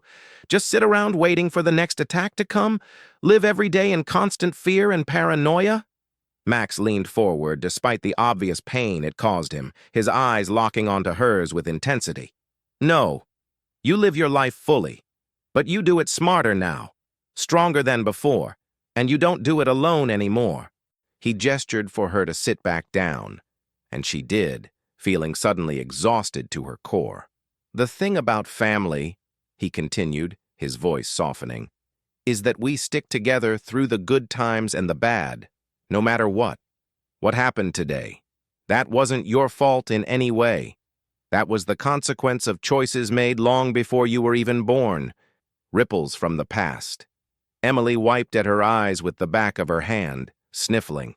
I never thought my life would turn out like this, full of secrets and danger. Everything used to be so simple, so predictable. Simple isn't always better, kid, Max said softly, a hint of a smile returning. Sometimes the hardest paths, the ones with twists and turns, lead us exactly where we need to be, to growth, to truth. He reached out and took her hand in his larger, calloused one, wrapping her fingers with surprising gentleness. What matters most right now is that we face whatever comes next together, as a united front. The past is what it is, unchangeable, but the future, that's still ours to shape, to make better. Emily looked at their joined hands, feeling the quiet strength in his grip, the unwavering support in his touch that grounded her. They sat there in companionable silence for a while, the weight of their shared experiences settling around them like a heavy but comforting blanket, both understanding implicitly that their bond had been forged in the fire of adversity and would not easily be broken. Emily sat in the sterile, small hospital waiting room, her fingers absently tracing the faded pattern on the worn armrest of the chair. The clock on the wall ticked steadily onward, marking each passing moment as Max recovered in his private room down the hall, hooked up to monitors. The events of the past few days played through her mind like an unrelenting movie she couldn't pause or fast forward. A kind nurse walked by, offering her a small, sympathetic smile that Emily managed to return weakly, though her heart felt heavy with worry. The bruises on her own knuckles from the fight were turning a sickly yellow now, a physical reminder of how she'd fought fiercely to protect Max when the ambush turned violent.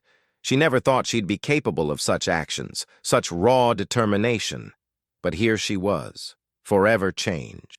"You should go home and get some proper rest," Max said later that afternoon when she visited his room, sitting by his bedside. He looked better today, some healthy color returning to his cheeks despite the bandages.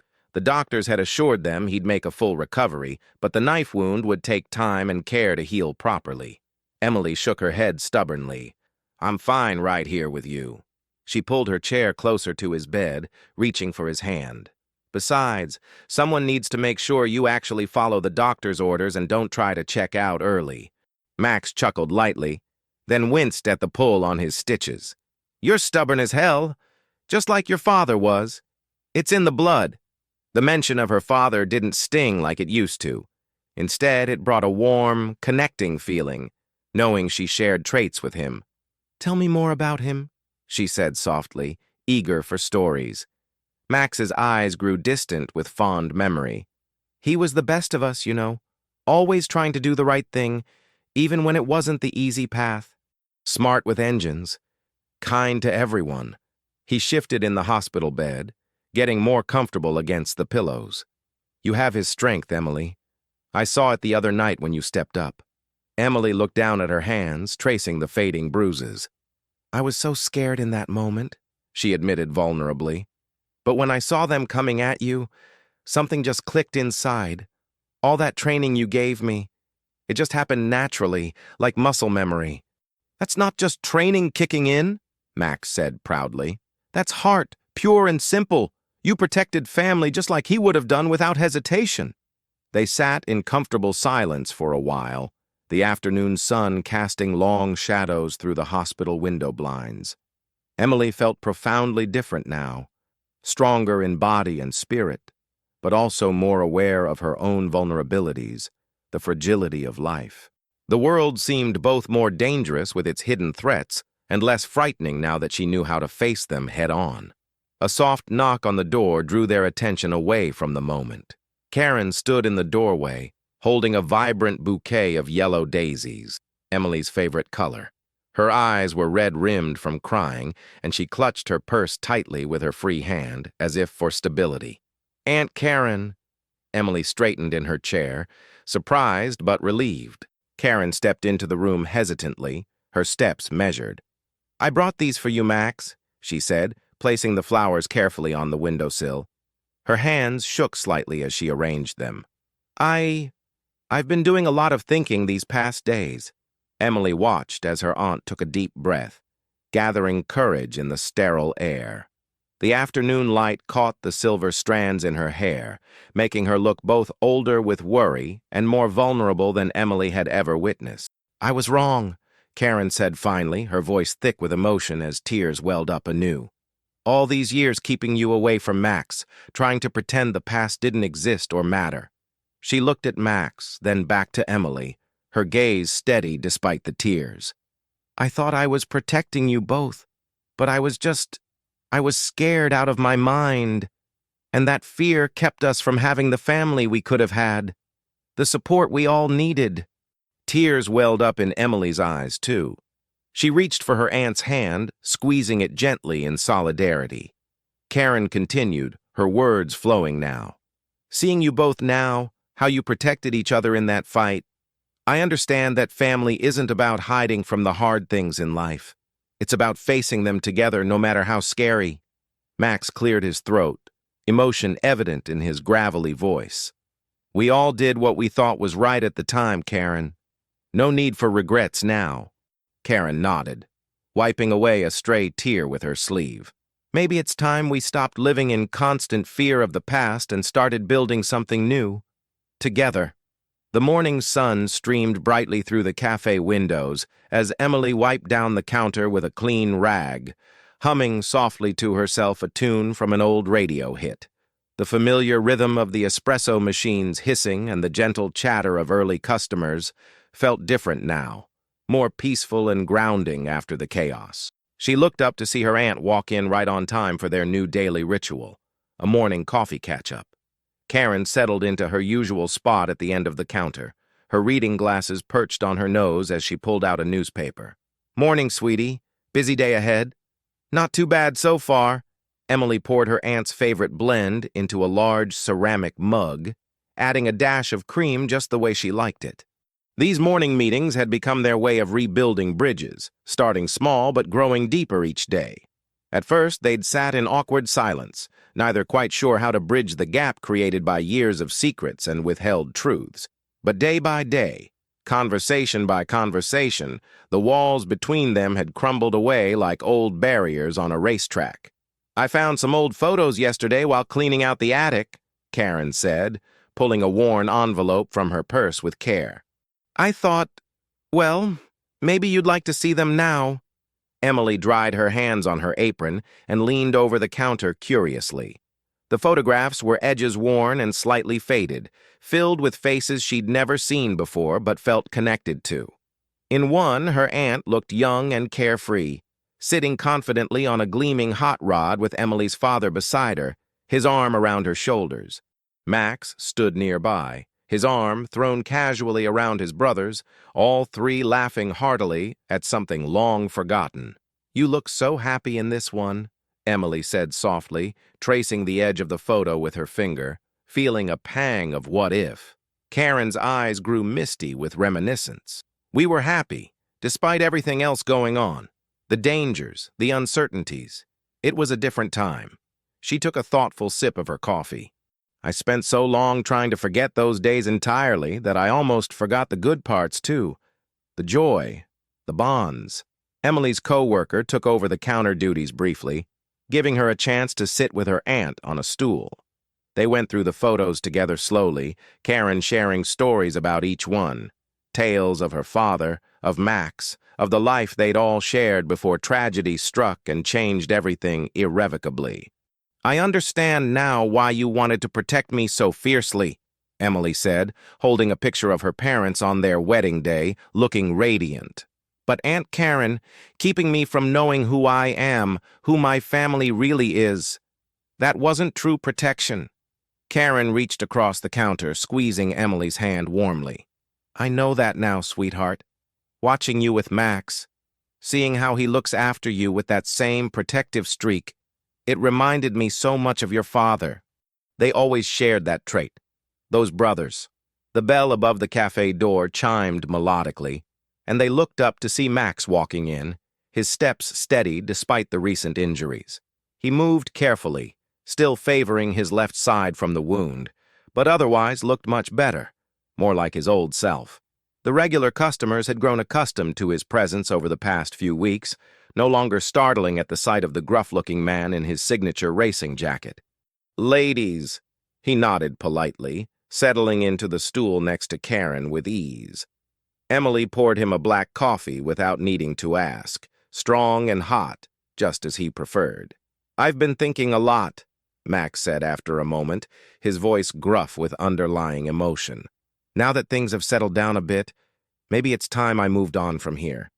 Give you both some space to heal properly without my shadow looming. Emily's heart clenched tightly at the words. What? No, you can't leave us now. Not after everything.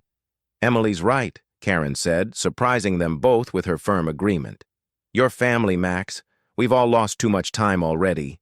Don't make us lose more. I don't need a protector watching my every move anymore, Emily added, meeting his eyes directly.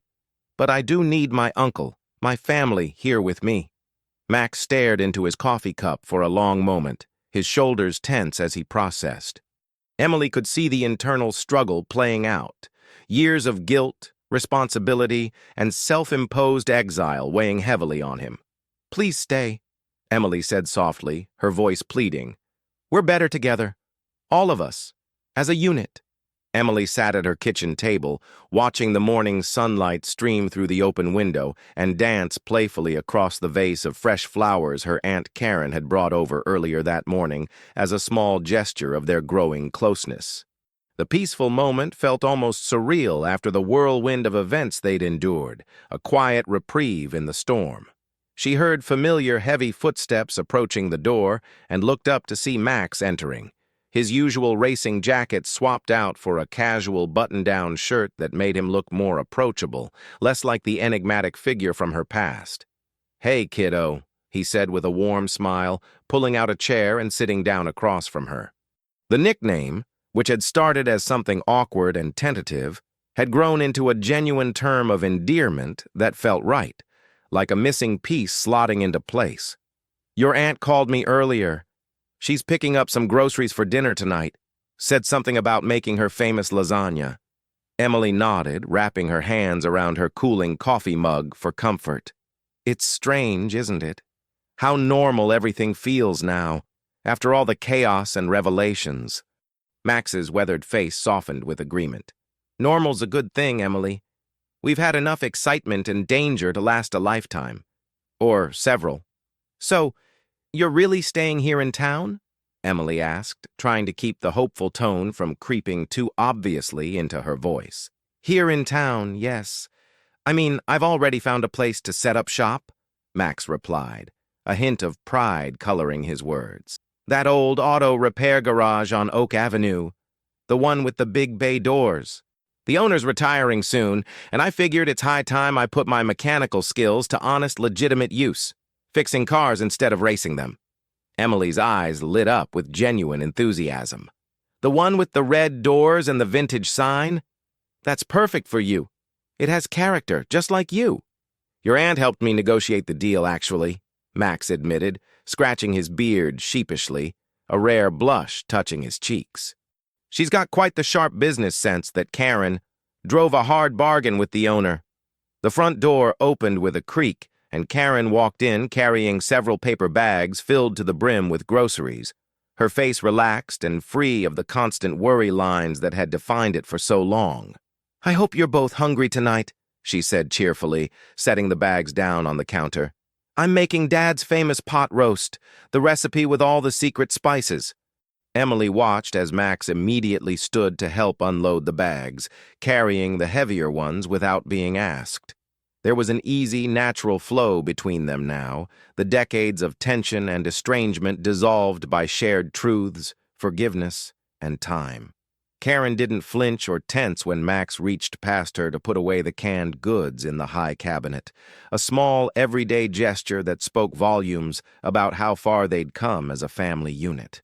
"I was just telling Emily about the garage," Max said, organizing the fresh vegetables neatly on the counter. Karen smiled warmly, pulling out a cutting board and knife. "It's a solid investment opportunity. This town could really use an honest, reliable mechanic. Someone who knows their way around an engine like you do." "And what about you, Em?" Max asked, turning his attention to her as he handed Karen some onions. "Still thinking about those graphic design classes at the community college? You mentioned them last week." Emily nodded, feeling a warmth spread through her chest at his genuine interest in her future. "I picked up the registration forms yesterday during my break. Classes start next month. I'm excited to finally pursue something creative." "Your father would be so proud of you," Karen said softly, pausing her chopping to look at Emily with eyes full of love.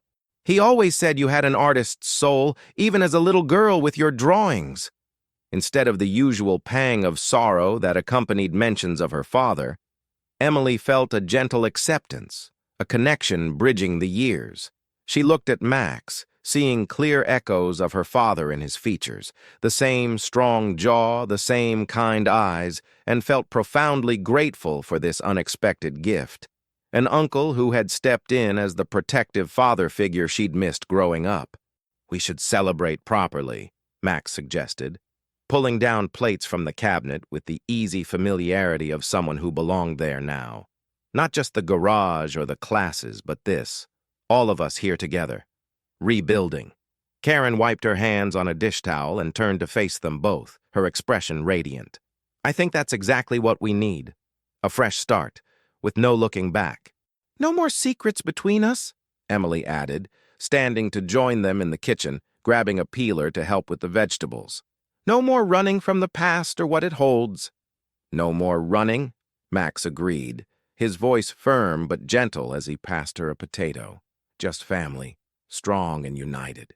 The kitchen soon filled with the rich, savory aroma of Karen's cooking as they worked together seamlessly, moving around each other with growing comfort and coordination. Emily watched her aunt teach Max the finer points of their old family recipe, saw how he listened intently to every instruction with respect, and felt the last fragmented pieces of their fractured family finally clicking solidly into place. The sun was dipping low when they gathered around the table for dinner, the golden evening light making everything feel warm, safe, and full of promise. Karen served the pot roast while Max poured drinks, and Emily set out the fresh bread still warm from the oven, its scent mingling perfectly.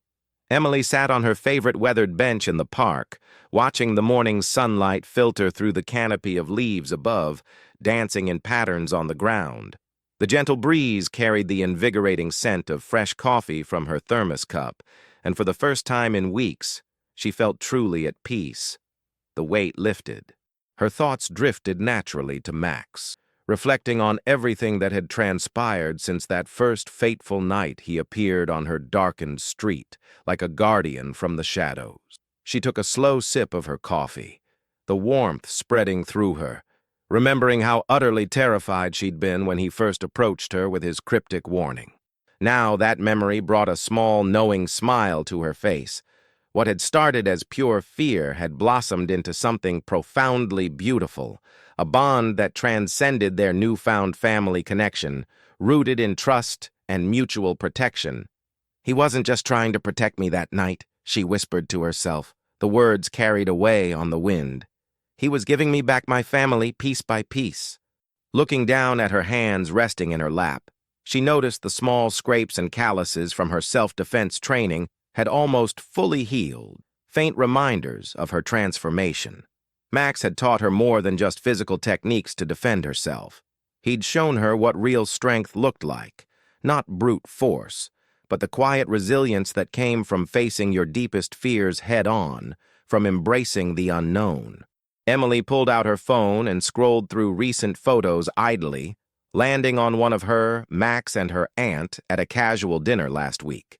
The happiness captured in their faces was genuine, unforced, free of the shadows that had once loomed. She remembered how Max had made them all laugh that evening with light-hearted stories about her dad's childhood adventures, mischief with engines, boyhood races on bikes. "I never thought I'd feel this complete," she said softly to the empty bench, tucking the phone away with care. The morning joggers passed by in their routine, and Emily watched them with a new, heightened awareness. Max had taught her to be observant, to trust her instincts implicitly. But more than that, he'd helped her discover a confidence within herself that she hadn't known existed. She wasn't the same scared young woman who needed constant protection anymore. She was capable, aware, ready. She stood up slowly, stretching her arms in the warm sunlight filtering through the trees. Walking toward the harbor path, she spotted Max's familiar figure waiting near the shoreline, leaning against a post. He was wearing his usual racing jacket, despite the mild weather, and Emily smiled inwardly at how some things never changed, comforting constants.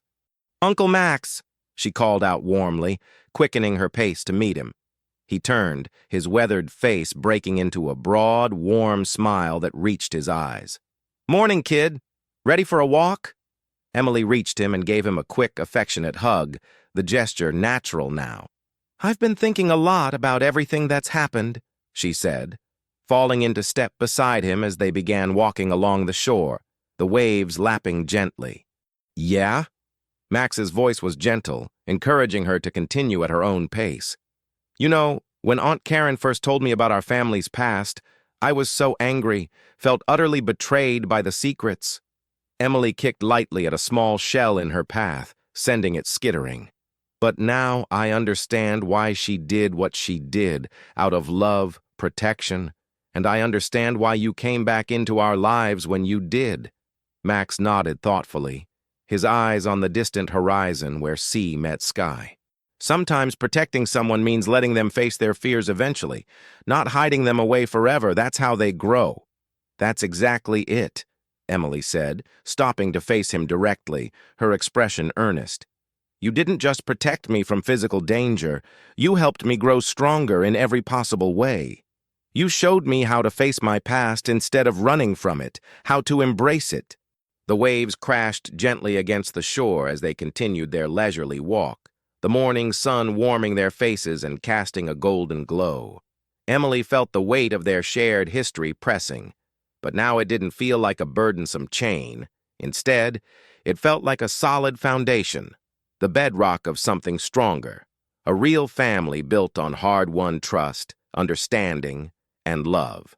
They walked in comfortable, companionable silence for a stretch, their footprints marking a temporary path in the wet sand that the tide would soon erase. The peaceful morning stretched before them, full of untapped promise and new possibilities. Emily glanced sideways at her uncle, profoundly grateful for his steady, reliable presence in her life, a constant she could count on. She didn't need grand words to express her gratitude. It was there, woven into the quiet moments they shared, in the strength she'd discovered within herself, and in the hard-earned peace they'd finally achieved together as a family.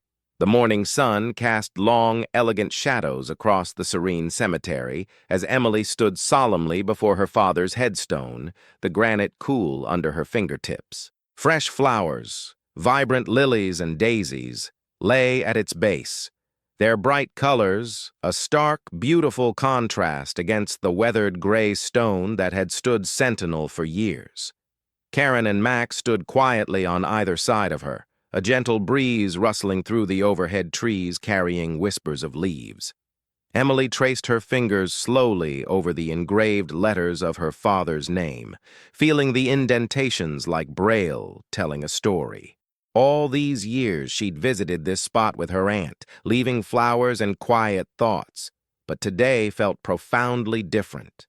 Having Max here completed the circle, changed the energy. The weight of their shared history, the depth of their familial connections, and the hard truths of their bonds settled around them like a warm, enveloping embrace, comforting rather than confining. "He would have been so proud of you, Emily," Max said softly, his voice rough with barely contained emotion. "The way you've handled all this upheaval. You're just as strong as he was, maybe even stronger." Karen reached for Emily's hand, squeezing it gently with love.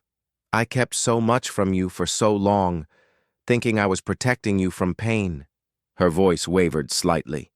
"But your father always believed in facing things head-on, no matter the cost, just like you do now."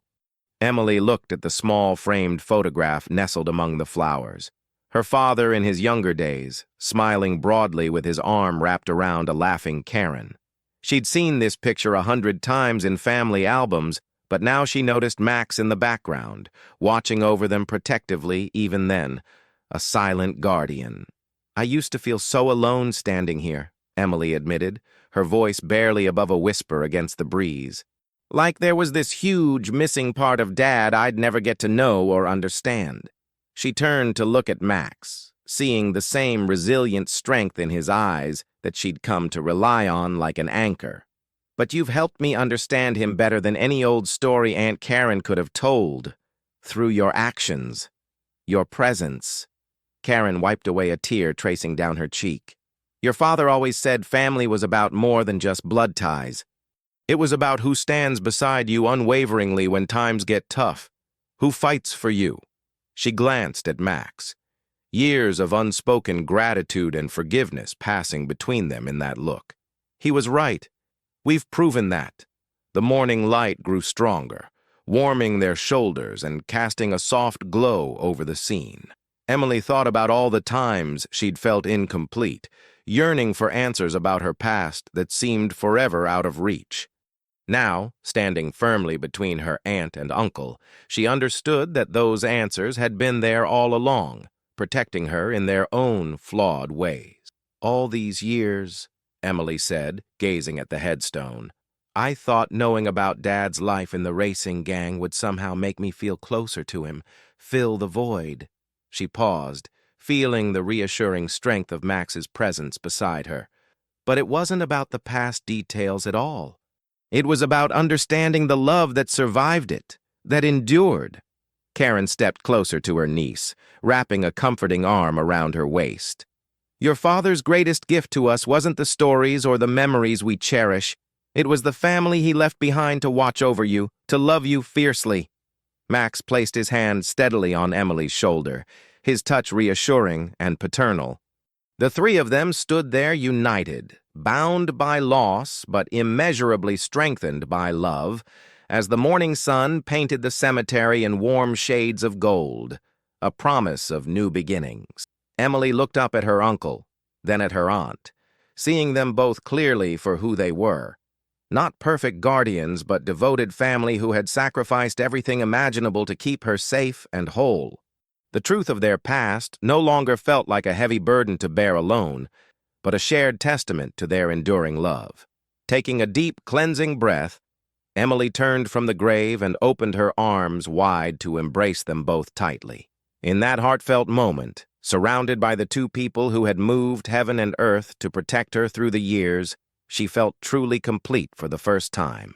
Whatever challenges or uncertainties lay ahead on the road of life, she would face them confidently with her family steadfastly by her side. Morning light streamed through Emily's kitchen windows, casting warm, inviting patches across the wooden table, where 3 plates of golden French toast and fresh coffee waited enticingly. The sweet scent of maple syrup, cinnamon, and vanilla filled the air, mingling with the aroma of brewing coffee. Emily stood at the counter, adding a colorful array of fresh berries to each plate, while Karen arranged the silverware with her usual careful precision, a habit born of years organizing. Max entered through the front door carrying a paper bag filled with fresh bagels from the local bakery down the street, his presence now a welcome addition to their morning routine rather than an intrusion. "Thought we might need some extras, just in case," he said with a gentle, knowing smile, setting the bag down on the counter. "Some old habits die hard, like always having more than enough on hand." Karen's shoulders, once perpetually tense with underlying worry, remained relaxed as she helped unpack the bagels, sorting them by type. "Just like your brother always did," she said softly, sharing a meaningful look with Max that spoke of healed wounds. "He always brought extra food to every gathering, no matter what." Emily watched them interact with a sense of wonder, marveling at how natural and effortless it felt now after so much strife. The fear and secrets that had kept them apart for so long had finally dissolved away, replaced by an easy, genuine familiarity that felt both fresh and timeless, like recovering a long-lost treasure rather than forging something entirely new. "Coffee's ready and hot," Emily announced, carrying the carafe to the table with care. She couldn't help but smile at the ordinariness of the moment, yet how extraordinary it truly was. Just months ago, she wouldn't have believed this scene possible. Her aunt chatting easily with Max, all three of them sharing a simple breakfast without the shadow of tension that had once defined their every interaction. They settled around the table comfortably, passing plates and pouring coffee with practiced ease. Sunlight caught the rising steam from their cups, creating delicate swirling patterns in the morning air. Through the open window, birds chirped cheerfully in the maple tree outside, and a gentle breeze carried in the sweet scent of blooming flowers from Emily's small but thriving garden. "These are perfect, Em," Karen said, taking a bite of the French toast with appreciation. Her eyes met Emily's with undisguised pride and love. "You've always had a special gift for making people feel at home." "Welcomed." Max nodded in hearty agreement, his weathered features softening further. "That's something truly special about this place," he said, gesturing around the cozy apartment. "It's not just a house anymore. It's become a real home for all of us, a sanctuary." Emily felt a profound warmth spread through her chest at his sincere words. She thought about how this modest apartment had transformed over time, from her first tentative step toward independence when she moved in, to now a central gathering place for their healing family, filled with laughter and support. The walls that had once seemed to hold echoes of secrets now resonated only with warmth, acceptance, and love. Karen reached across the table and squeezed Emily's hand affectionately. "I never thought we'd get to this point," she admitted openly. "For so long I was afraid that facing the past head-on would destroy everything we'd built. But you showed us both that the truth, even when it's painful and difficult, can actually bring people closer together, make bonds stronger." "We all did it together," Emily replied humbly, looking between her aunt and Max with gratitude. She saw in their faces the full extent of what they'd overcome, the deep-seated fear, the buried secrets, the pain of long separation. But more than that, she saw the bright future they'd collectively built, one founded on understanding, forgiveness, and unconditional love that endured. The morning light grew stronger and brighter, filling the kitchen with a golden, optimistic warmth. Their quiet conversation flowed naturally and effortlessly, punctuated by comfortable silences, shared smiles, and the occasional laugh. In these simple, everyday moments, Emily realized with clarity that they were actively writing a new chapter in their family story, one where the dark shadows of the past no longer held sway over their present happiness or future possibilities. I hope you enjoyed this story. Please share what's your favorite part of the story and where in the world you are watching from. Have a wonderful day.